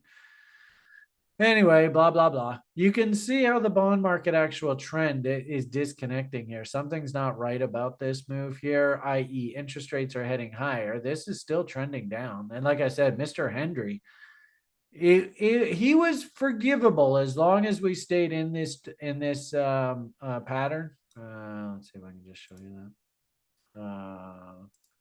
that. Well, anyway, that's not the point of this conversation. The point I would just simply make here is I think that the stock market's going to keep working its way up. The bond market's going to work its way down now, especially with this legislation. I can't see how the stock market, and I can't see, there's no way in hell the Fed's going to lower interest rates with a stock market that looks like that. There's no way they're going to even, if anything, they might even talk about raising interest rates because, oh, by the way, what are rising stock prices? Number one, are stock prices the ultimate leading indicator or lagging indicator? Does anybody know? Does anybody ever listen to anything I've said over the past 14 years? Chris, do you know? I don't think anybody else is going to answer me on this one. I've said this so many times, it's nauseating. Stocks are the ultimate what indicator? Leading indicator. I'm gonna go Correct. out on a limb and say that. They are the ultimate leading indicator of an economy. So you tell me, and this is where Taco is such a fucking doofus. What is the stock market trying to tell you about the economy? Oh, nice, humble genius. Nice, archery. Nice, Adam. Oh, look at all you. Oh, okay, I stand corrected.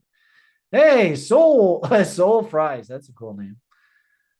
So, and then what are stocks by definition? Rising stock prices by definition are, begins with one word and one word only that starts with an I.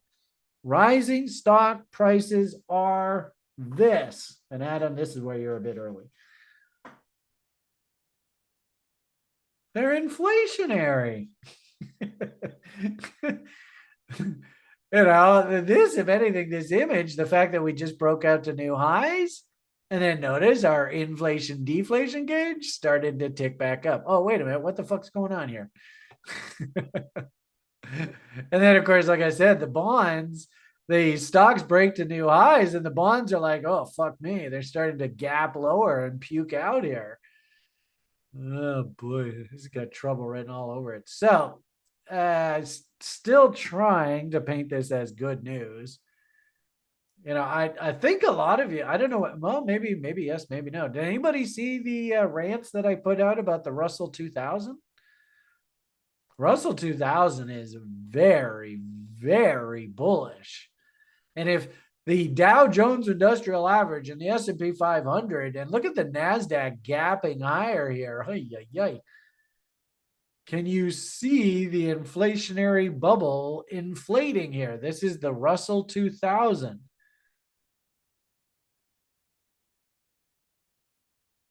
Exactly.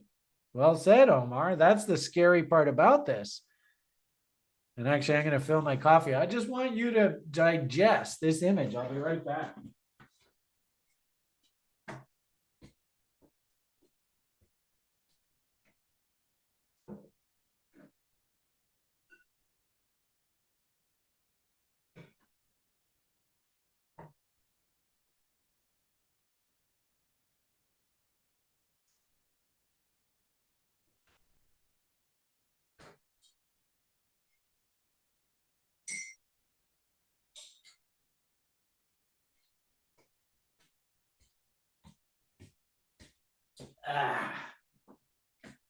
All right, sorry about that. Hope you enjoyed the intermission.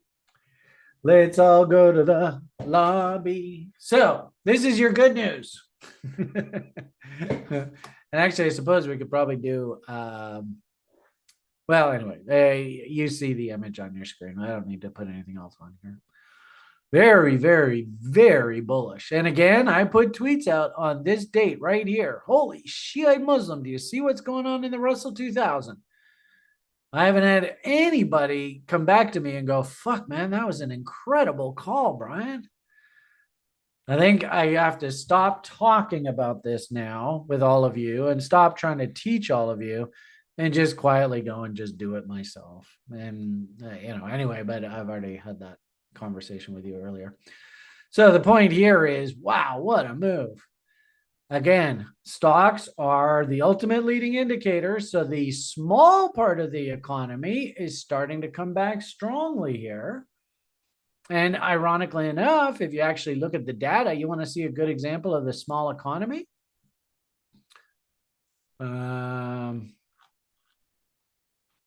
These guys. Did you ever get to meet Reese, Chris? Chris was out touring Ava while I was in getting my haircut. I don't know whether you got to meet these guys or not. I Anyway. popped in when you initially popped in. You saw it was a place to get your hair cut, and he told you to wait a couple minutes, 15, 20, 30 minutes or something like that. We walked around, and then I let you go get your haircut. I met him briefly, so yes. There you go. Thank you, sir. Anyway, point being, these guys are in rural Missouri, and they are coming on strong. All three of these guys, very articulate, very well spoken. I believe it or not, I actually think the South is rising again. It is finally rising from the ashes. Very optimistic of the South. I tell you, if I could have bought a property there at the price point I wanted and in the terms that I wanted, I would have done it. When we had one house right on the border of Illinois and fucking Missouri, and it was perfect price point, and it would have been so perfect for like a TRI meetup, but I waffled. Shit happened. Then the next moment we looked and it was gone. Anyway, but look at what's happening in the economic data. This is another, and this is why I mean, this is the reference to the South. Look where all the fucking jobs are coming in here. 314,000 jobs were created down in the South there, eh?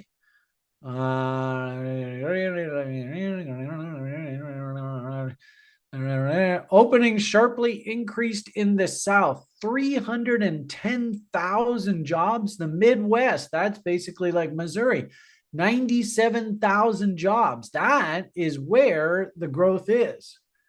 And it's stupid California and their fucking over the top socialism.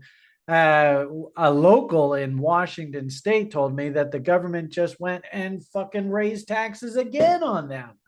Why on earth would you move to the Pacific? It's a disaster. It's an absolute shit show here.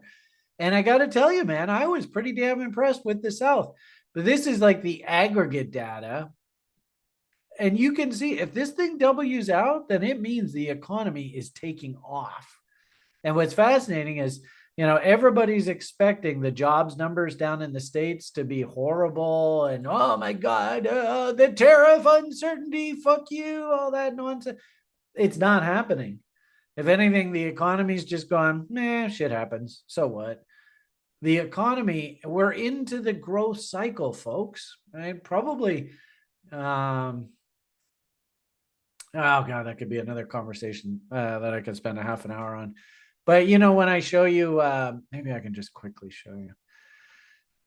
Where on earth would I have that?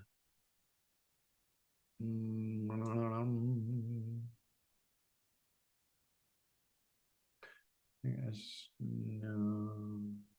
Where? Give me a second here. I thought I had the historical charts up here.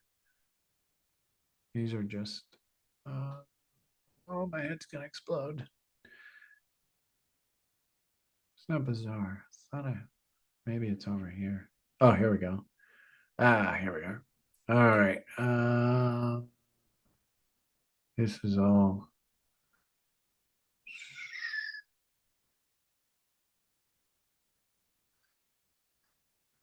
Where are my historical charts? Fudge.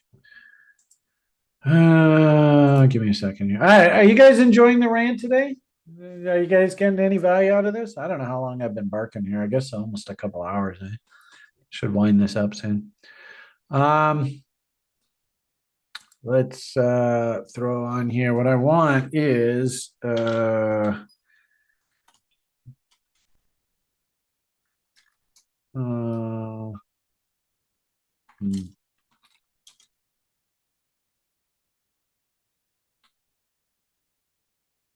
crap. Oh,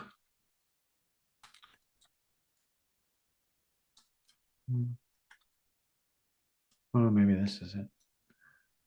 Let's see what we get. Fingers crossed.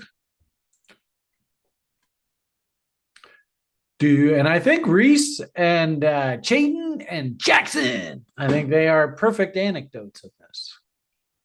Yeah, that's what I'm looking for. So you tell me, under the heading of predicting the future, what do you think of that image? That's interesting, eh? So now we are 7.5 years into this. Now we're right there. Look at that, eh? Isn't that freaking cool? God, a guy could teach a course off of this shit. So if this is the greed cycle. This purple line was the baby boomers. Those people right there, the purples. And the thing is that the baby boomer backdrop was in a falling interest rate environment. I don't think we're in that cycle, unfortunately. Poor old baby boomers. I mean, they fucked us over. They don't need any fucking empathy, cocksuckers. Keep in mind, everybody who's basically in power today, including Taco and all them, they're all baby boomers. Fucking assholes. This is the greatest generation that fought World War II, George Bush Sr., those kind of people. That, I think, is the world that we're in right now. And I got to say, man, that's pretty damn interesting correlation there, right? Of course, there's the sickness. It's interesting how we were supposed to come down here at the beginning of this, but it kept moving up. And then it played catch up. And then, okay, well, let's get back in line with what we're supposed to be doing. Isn't that incredible? So, actually, interesting. Back in the greatest generation, they didn't have tacos. And actually, the Democrats actually pretty much controlled Washington.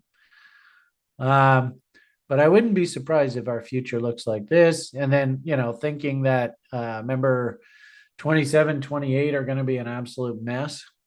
So, there is 27, there's 28. So we've got to get through that mess. But the point here is this is what's facing us in front of us. Do you really want to get in front of that? And keep in mind, if you turn on the media and you turn on any sort of talking heads, especially if you like even these social media influencers, they have this completely backwards. They don't understand what the fuck's going on in the world. It's stunning. So there's another one for you, folks. Take a screenshot of that. See if you can replicate that. How the fuck did that Beamish guy do that? Isn't that cool? I mean, I got to say, that's pretty damn cool. And this is why I don't think that this fall and this winter and then even 27, 28, I don't think it's a story about the United States of America, ironically enough. I actually think that through this window, it's going to be ugly and tacos are going to be a pain in the ass. And I really empathize for any immigrants in the United States. He's literally going to wage war on anybody from Central and South America, exactly like Hitler waged war on the Jews. It's going to be the same thing, and it's disgusting.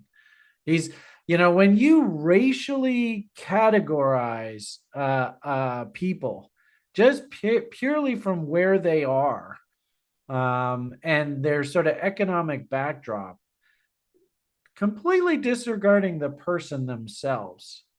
Just the simple fact that they happen to have been born in one part of the world and hey, they were told, hey, come to this country, you can get a better future. And so they try. I really don't think that they should be like turned into some sort of fucking national, like the way that fucking Hitler did it to the Jews. It's the same shit. And the worst part about it is you don't know how bad's going to get. I heard that the guy that got deported down to El Salvador, he was stripped naked, forced to sit on his knees for 9 hours straight, and was beaten while in prison. Oh yeah, that's the first world citizens' rights. And oh no, we don't do ugly things like Hitler would do to the Jews in this 21st century. Fuck you. This is the same thing as like sort of just giving Winnie the Pooh over there in China. Oh no, they're not nearly that bad. Where did the Uyghurs go? Oh, we're not allowed to talk about them. And then we find out 50 years later that actually there were gas chambers there and shit. I mean, I don't know how bad El Salvador is going to get, but Taco's got a really fucking convenient out here, right? Right. And it wouldn't surprise me at the end of this that you accidentally find that people that actually protested the Jewish occupation of Gaza now are going to mysteriously find themselves in El Salvador. How does that work? Jeez. Anyway, you know my rant about politicians and shit. Anyway, so the point here is that I actually think that our fate is already determined. Isn't that ironic?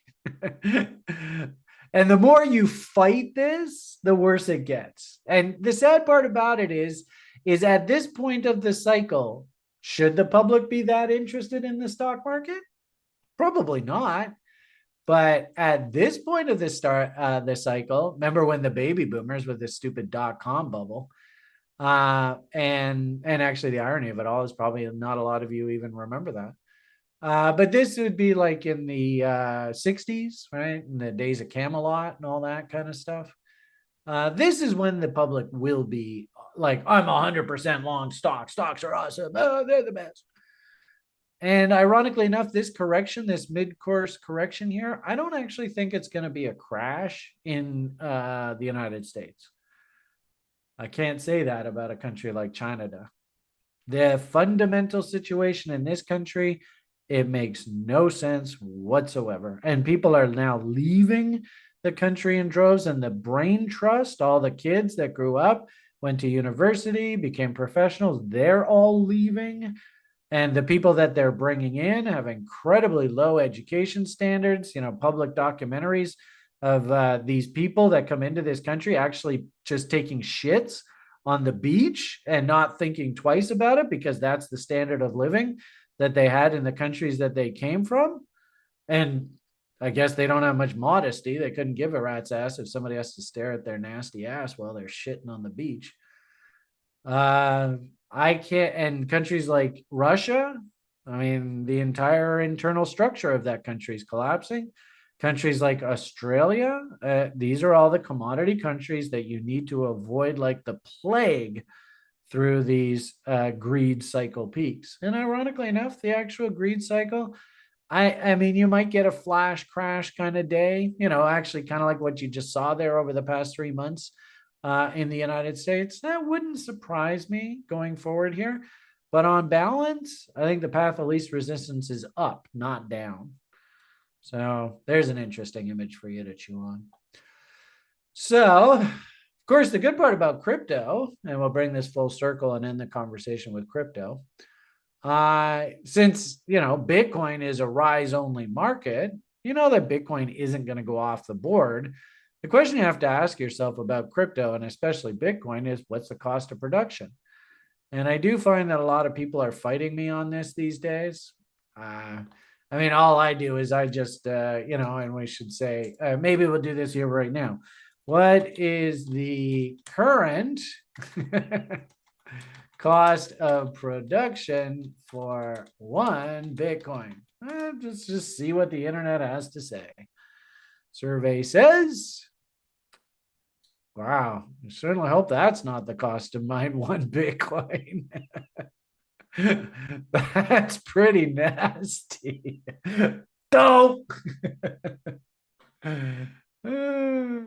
What's this? I heard some bad news about Russia. Oh no, Brian said the same. They hated him for telling the truth. Yeah.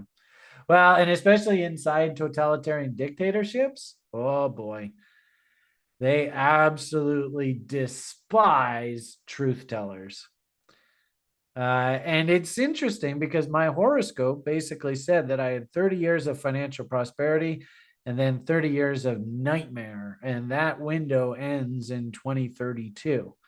And I have a funny feeling that I'm probably going to end my life in a prison cell. I got to get Chris smart enough and get him nice and rich, and then he can carry on my legacy, I guess. Well, we'll see how it goes. And really, I'd love to hear that all of you are learning this material and you are doing well and you can carry on my legacy. But anyway, that's here and there. So point of the matter here is when the market corrects, and we leave our sexy, hot, oh my God, everybody's going to get rich. It's so easy making money. Everybody's, you get a Lambo, you get a Lambo, all that kind of stupid talk. Where's our Bitcoin chart? It's one of these. Wasn't that one? Is it this one? Hey, nope, not that one. Is it not that one? Not that one. Was it this one? Hey, there we go. So once we get on the other side of this window, then we have to start asking ourselves, well, what is the cost to mine one Bitcoin? I don't think it's as bad as this. But, and I think I told you, usually Bitcoin likes to correct about 80% of its previous move. And, it's not an accident that 78.6 is Brian's favorite fib. So that's just about 80%. So you can see here, if we, this is a log scale, so it's slightly different. I don't even know whether this actually happened here. But we could probably ask. Peak here there was 1153, and we came all the way down to 100 and this says 200 and there's 150 or so.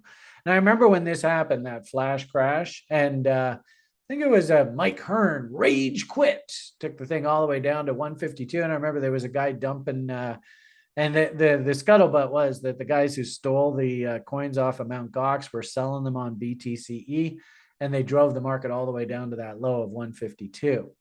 That's not quite 80%. And actually, I'd be curious to see, what is that? 1100 roughly minus, what did we say? 150 roughly is 950. I think this will work. What did I say? 1100, something like that. Yeah, 1150. That's fine. 82%. Well, that's pretty close. Yeah, I like that number, Mark. And actually, when I do this, you'll see why I like that even more. So 82% there. All right. How about the next correction? Let's see how that one went. So here we topped out at like 19,666. I remember that. Who's driving the bus here? Larry Fink, aka the devil. Anyway, 3,200 was the low. So 1966 minus 3,200.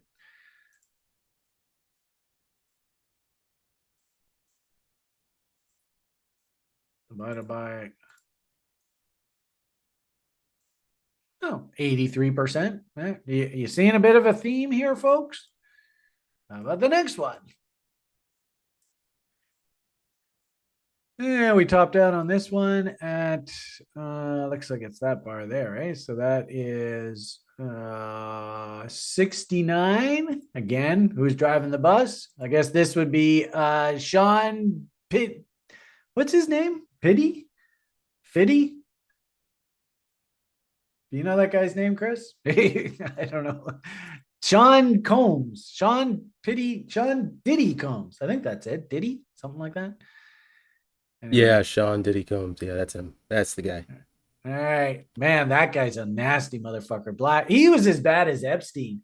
He was blackmailing half of the fucking people I put out well, you want to see how fucking corrupt this world is? Total side tangent, but of course Brian loves tangents.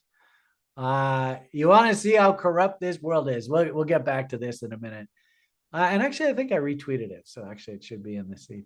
Go and watch this little girl. I love this girl. She's full of fucking piss and vinegar. She is like she probably wouldn't be interested in an old guy like me, but I love women like this. She won't put up with any shit whatsoever. And actually, they probably took the video down already. Look at all the extra moves and shit you got to do here. Anyway, if you have a chance, let's see. Where is she? There she is. She's awesome. I like watching her videos. Anyway, she's calling this an absolute travesty of justice. He was arrested with cocaine in his possession And firearms. Chris, what happens if the cops catch you with like a AR-15 or a M16 or an AK-47 in the streets of New Jersey? Long gun, and you don't have any papers, probably won't treat you very nicely. Take you down to the precinct and ask you a couple questions and handcuffs So, more than likely. so she was saying like he was caught with these designer drugs. Oh, I thought that would show you that, right? These designer drugs on his possession. What happens if you get caught with like crack cocaine on you down in the States? Does that go well? Yeah, you know, I'll know the answer. And she was saying that they seized illegal firearms from his property. In here, I just wanted to show you the picture of it. This guy here, he says that the guy in the little circle there, he says that, oh my God, some of the things this guy was doing is just over the top. Didn't get held to account for any of that. The only thing that they went after him for was on a RICO charge, which is like organized crime, and it didn't stick. And so he had cocaine on him. He had illegal firearms on him which were seized. They had countless hours of videotape of him blackmailing people at his house. None of it was in court. None of it. And she's like, what the fucking fuck? This was just a farce of a trial. Well, why did the Diddy trial verdict feels more like a cover-up? And I love her work. And at the very end of it, she's like, I'm probably going to get unalived because I made this video. And frankly speaking, dear, you know, you're not going to watch anything I do, but I think you're right. You better be fucking careful. And that's what I even said here, right? Hope she doesn't accidentally find herself in trouble indeed. But wow, what a fascinating story that is. Holy shit. So anyway, it just goes to show how absolutely corrupt this whole fucking thing is, eh? Anyway, Brian, blah, blah, blah. But I hope you're enjoying the edutainment today. Now, where was I? I wanted to show you something on this Twitter feed. What the hell was it? Well, maybe it was that. All right, well, what should we leave off with? Coming into the end. Oh, I was still supposed to show you the good news. So this is what I think the end of a big pump looks like. I don't know how long this actually goes on for.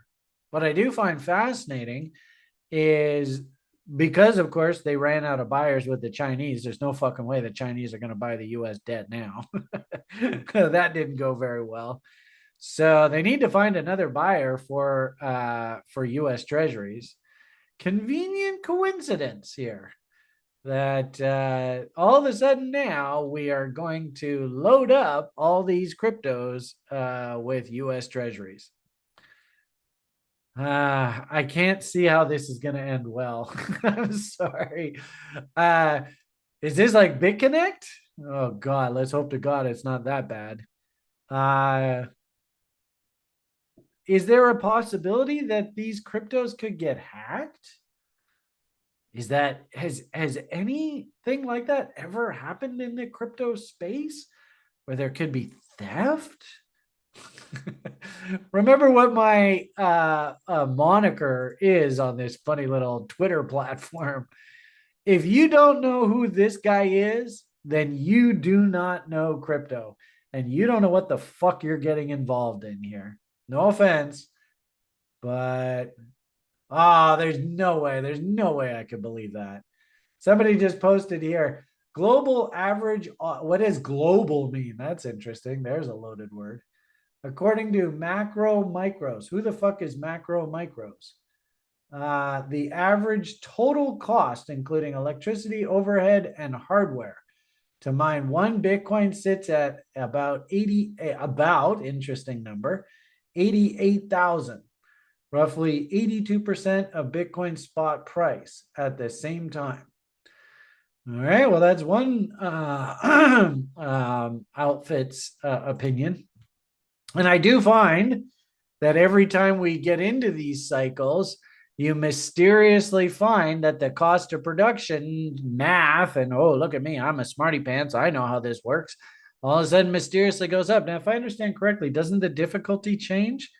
So that's a variable that could change over time.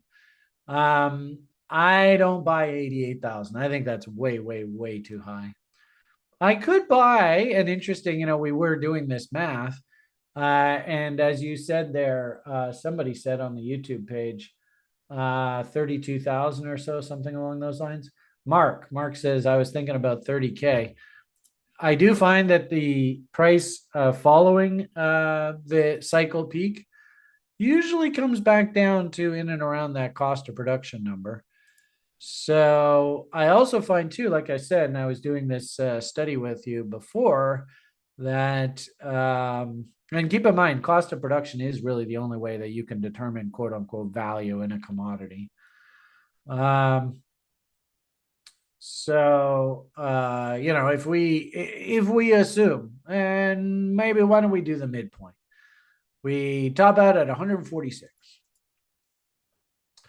Remember, I did those previous studies, 80% correction following the peak. So what's 80% of 146?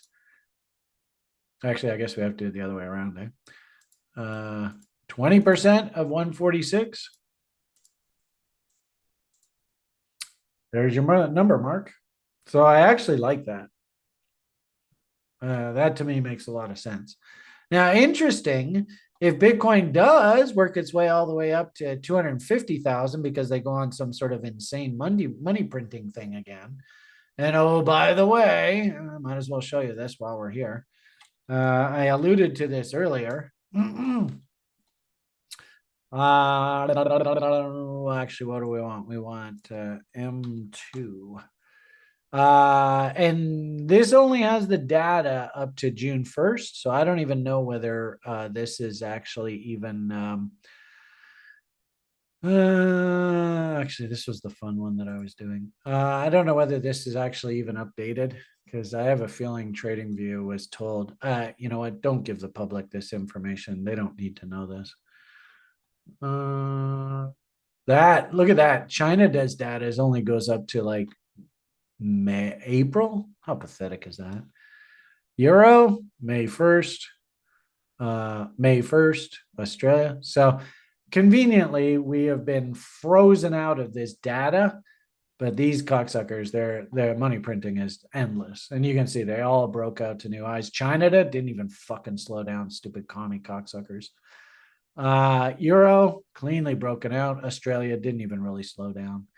And ironically enough, the only sort of bastion of hope that we had for austerity is through that whole election cycle where Taco basically promised the entire electorate, I'm going to get in control of inflation and I'm going to make your lives better. And what did he just do? He just kicked 11 million people off of Medicare. Way to go, Taco. No, that's not going to kill the 26 election now, is it? Anyway. So money printing still rampant.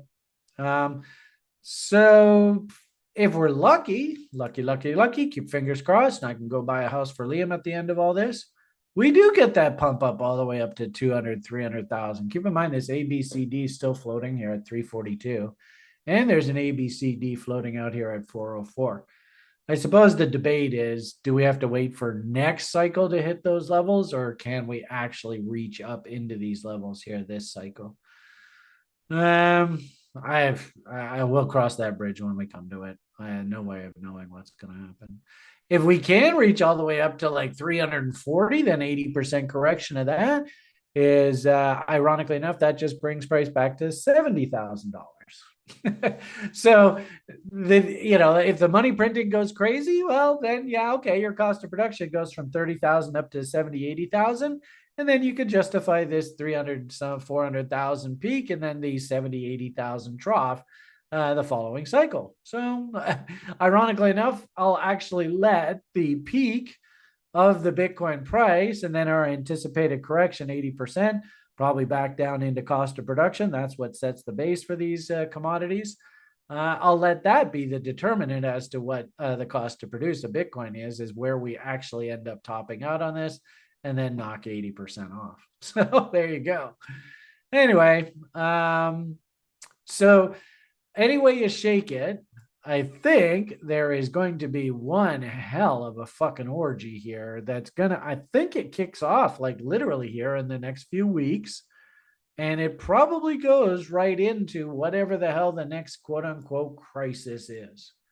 I don't know what the crisis is going to be, and I can guarantee you none of you can script what the crisis will be that derails this. But could it be something to do with things like centralized digital currencies? Could it be something to do with an exchange hack, like maybe Coinbase or something like that? Well, after the public is bought all in, could it be something like a collapse in China or a collapse in Russia or a collapse in China? I don't know. No way of predicting what the hell is going to happen, but we definitely know that we are heading into some sort of peak here. And, well, you might as well make hay while the sun's shining. And I think we're going to get back into an environment where stupid pieces of crap like this actually do really well. I don't see any reason why this thing can't rally. It's not really in a trade location that would get me excited. But this probably is like a bot, so one higher low, two higher lows, three higher lows. Well, if we start painting higher lows here and break out through bot levels, I could very easily see this thing come right back into vogue. And you could even see, I wanted to expand this chart. I don't know how to do that. Wonder if can I even get this on TradingView? Maybe I can. But it's going to be this crap that goes crazy. So, if you want to make money from trading and you feel like making as much money as you can here before the end of the cycle, no, it doesn't look like they have fart coin on here. So it's just interesting, right? What am I doing wrong here? This is Kraken. It's on Kraken. Why wouldn't it be there? That's kind of a bit odd. I must be doing something wrong. Let's try that again. Fart. Crypto? Fart. Hey, there we go. Fart, fart, fart. Boom. That's not something that's going to get me excited. It's sort of like, okay, well, if it dips back down against candle body lows, reload zones, all right, I might nibble. But there's nothing really for me to get excited about here. It's just another name. But could I very easily see something along those lines? You can see the battle. In fact, I was even barking you earlier about how markets love to ping pong between these fib levels. And notice 2.618 would just be nothing more than a pop up here. And then, probably ping pong between these two levels. But if this thing gets going in earnest, I don't see any reason why we can't be up here. And then ultimately these blow off top phases, these things usually go up to 877s. So I have no idea what the hell's going to happen here. All I will say is, well, this thing's starting to paint higher highs and higher lows. And this was all the rage. Oops, that's not what I wanted. This was all the rage last cycle. So I don't see any reason why it can't outperform this cycle too. And this is the kind of environment that we're in. Is there any value on a name like this? I don't think so. It's just purely Brian's opinion, but I think that this thing is technically worthless. But that doesn't mean humans can't be stupid. Humans love being stupid. It's like it's almost like they take a pride in it. I don't understand it at all. Sometimes you'll even see people go like, "Oh, YOLO, you only live once. Fuck it, have some fun, Brian. Quit being a fucking stick in the mud." But I could very easily see us just march along some path like that. Here is the peak over here. Who knows how the hell this is going to play out, but maybe I have to go off of something like that. I don't know. But I could very easily see something along those lines where chung, chung, chung, chung, chung, right up into that cycle peak, and then look out. That's just one name. And I have it, like I said, and actually it's interesting when you actually look at these shit coins, a lot of them look like they're trying to base out here. So, you tell me if this thing gets going. This is one of these TV celebrities from the 1980s. And we were having fun about how they were pumping it up through here and banging out doubles and all that crap. And then, of course, Donnie just shit on the market and stole all the liquidity for his silly little coin and his son. But doesn't that look like it's trying to base out again? Sure looks like it to me. And really, the way that I would articulate this is who can help me finish this expression? Because I think this probably perfectly illustrates this market state. The something always rises last. And you don't need to type. You could even type in the first two letters of the word if you don't feel like swearing. So my hunch here is that, by the time we get into the fall, this stuff's going to start going crazy again. And when it does, and, you've got your H bar, MVETH, LOL. Okay, I'm not quite sure I understand that. The skirt, is that what you were going to say, Cheryl? The skirt always rises last. Actually, that's kind of interesting. I remember a few years ago, there was a lady on the site who was like, Brian, don't swear so much. And I'm like, all right, so you better get your shit together. And then we went, oh, you know what? The polite thing is to say, you better get your skirt together. Maybe one day I'll get rid of the potty mouth. Who knows? Anyway, so, you tell me, does that not look like it's trying to bottom? And I suppose if you're slick enough, I don't think it's an accident. You see how this thing bottomed at 4 and it topped above 8. Do you think somebody was in there buying against the bottom end of the range? Or maybe even bought this bottom here? Didn't get their double here, but they got their double here. And damn well they were ringing the register hard. So actually seeing the reason why this thing stalled out here at that level makes sense too. But I don't know. That to me looks like that thing's getting ready to rally. So, and I go through a lot of these shit coins here on a regular basis here lately. There was one the other day that actually looked like it was trying to turn back up. Hey, Adam's Costco hot dog. Did you see Adam's Costco hot dog? Man, that thing popped hard. Look at that. Is that not everything that I'm trying to teach you? Yeah, get in there and buy reload zones and bang out doubles and the whole damn thing.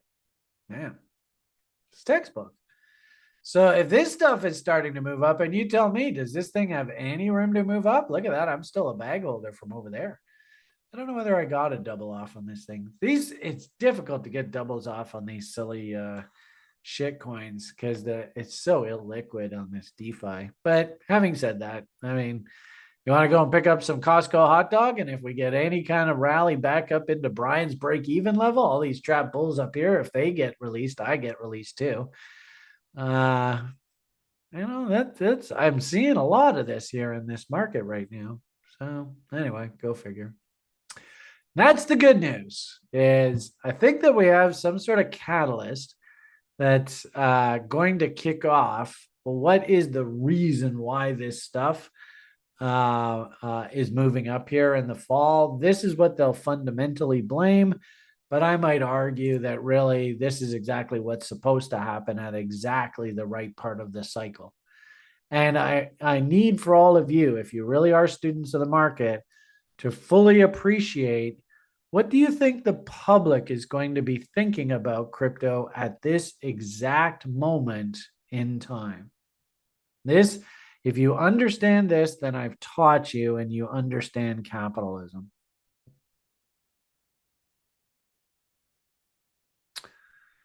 Any thoughts on silver making new record high close on the 6 months? Is that a new record high close then? On the 6 months? What does that mean? I don't understand that. Anyway, so you guys over there on YouTube and hey, at least you said the full word. Actually, I'm surprised, Casey. Mind you, actually, I've been around their household, so maybe I'm not. Don't. Just kidding. Hugs and kisses. Man, I met it. There must be some correlation here because I met Casey's daughter and I met Cotter's youngest daughter. And I swear they're literally cut from the same cloth of bolt of cloth or I mean they're just exactly. Mind you, she's not like that, but very, very strong personality. So there must be something about men who really like trading and their daughters. Man, very strong personalities. Anyway, I don't know whether Cotter's around or not, but it was a pleasure meeting his family as well. Anyway, so, but back to my question. I didn't see anybody answer this, and I can't finish this video here. You need to appreciate this. What is, and that Raoul Paul, that last cycle was an absolutely perfect example of this. Right here, Raoul Paul comes out and says, oh, you got to be long Ethereum. You got to be long. And Ethereum got absolutely destroyed through this part of that cycle. So again, what is the public? And these are going to be all the people that you think are smart and that you think are financial authorities. But the irony of it all is they don't know what the fuck they're doing any better than anybody else. They just happen to wear fancy clothes and they've been to used car salesman school. So they know to say all the right lines that make them seem smart, but they don't know what the fuck they're doing. People will think go up forever. Exactly, Mr. Loris. Well said. That they think it's time to invest their mortgages in it and it's going 100x. Excellent. You just need to have this in the back of your mind, people. You really do. You have to put, when you see the public all going fucking crazy bullish in the market, and it doesn't matter what market is, you have to appreciate that that is the end of the move, not the beginning of the move. So the fact that the public isn't even really that jazzed about crypto right now leads me to believe that we actually have a hell of a rally ahead of us here. So anyway, rant. All right, just to placate Omar there, let's take a quick boo at silver. For whatever it's worth, I'm long a shit ton of this one stock that has a huge silver play. It's a gold, silver, molybdenum, copper, rubidium. They got everything in their soup. And they came out with 32 grams per ton showing of a sample that they took a year or so ago, and this stock went absolutely crazy. So that's, I really like using that. And then also too, the big gold stocks, but I really like using that as my proxy for the gold and silver space. Do I have it on this screen? Let's see. I might not. There it is. So I would actually make the argument that your gold and silver sector right now, I think, is still cleaning up the stupidity. Do you all remember that? Do you remember when that guy on Reddit came out and he's like, I'm going all in on gold. This is it, man. I'm betting the farm. And all that kind of talk. And he got absolutely crushed. I can't remember how long ago that was. I don't know. Yeah, I think it was in here. So it was back in like that April, May period. Looks to me like the gold stocks, this looks like a big ass cup and handle. So there's your cup. Many, how's it go? Many a slipped lip betwixt cup and lip. Many a slip drip between cups and lip, something like that. It's an old Scottish phrase that my one of my clients used to always say. So that's the image that I see for a stock like Barrick. So then it can't be an all-time high. Anyway, so that's a gold stock.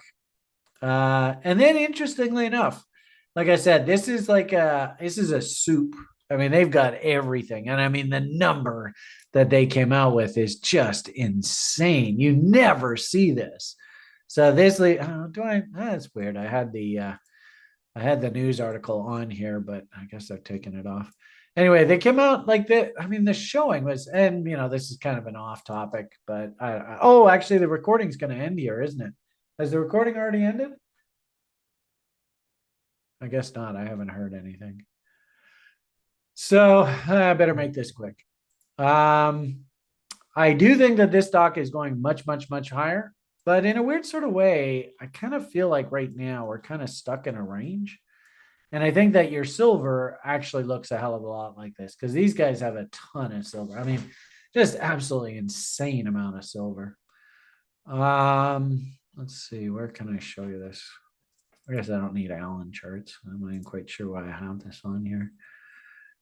Actually, this one we don't need. Let's go SI1 exclamation mark. Boom. So I think gold looks pretty strong. Still a little skeptical about silver. I don't. First and foremost, this definitely is not a new high. So when you said that, I was like, "What the fuck is he talking about?" So if we go back to the last time this market went parabolic, really all we're doing is just rallying back into reload zones. So this is one of the reasons why I don't think that the silver stocks are breaking out just yet. Is I don't think they're totally convinced that we're making new highs. So all we've done is hit Mountain Man. Oh, what a surprise. We probably should go up to 78.6s, right? Brian's favorite fib, all that talk. And if we do a simple extension study, we can start thinking about parking garages. So bottom of the range, top end of the range, extensions, boom, parking garage. Woo, now there would be an interesting event. Test that old high. Interesting how 1.618 and 78.6 actually line up very well. I'm always a big fan of overlapping reload zones. So you can see how there's just the cutest of little overlapping. Well, not even really. I guess maybe a little bit far apart, something like that. But that does lead me to believe that 78.6 and 1.618, that should be a magnet. Then we could also bot this out. So if you did want to be in the trade, what should you have been doing? And unfortunately, I don't think buying here makes any sense whatsoever. You're literally walking into a top.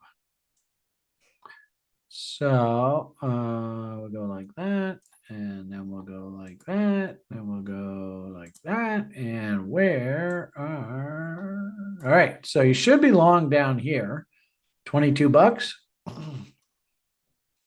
One higher low, two higher lows, three higher lows, four higher lows. Geez, look at that beautiful empire. Look at that pretty little 3-bar empire.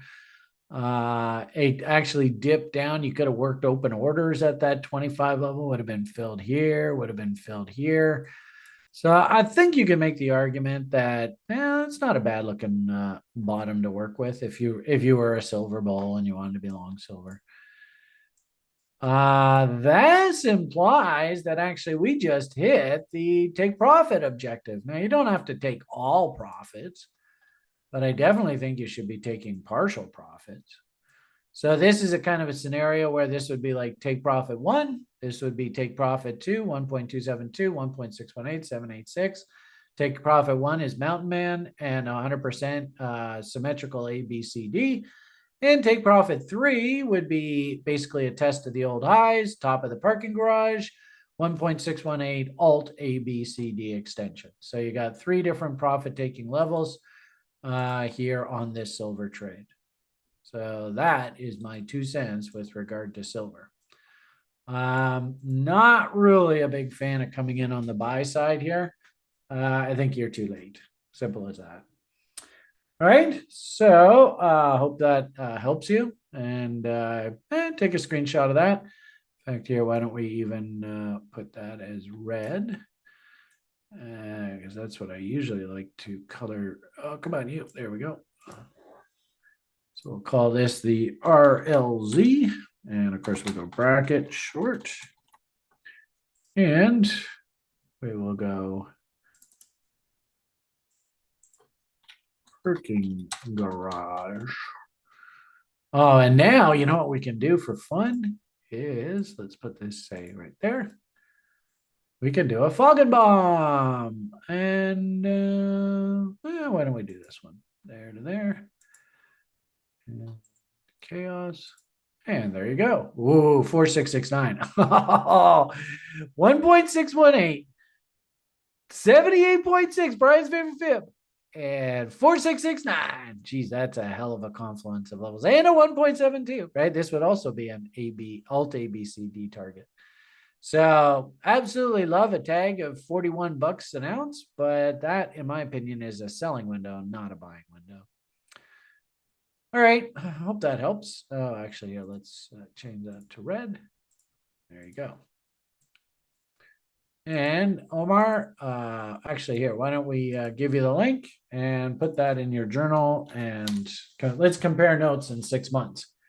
See what the hell happened. Okay, I think we'll leave it at that. Talk to you guys for a good couple hours. Hookers and blow, right on. I'm not sure what that in reference to.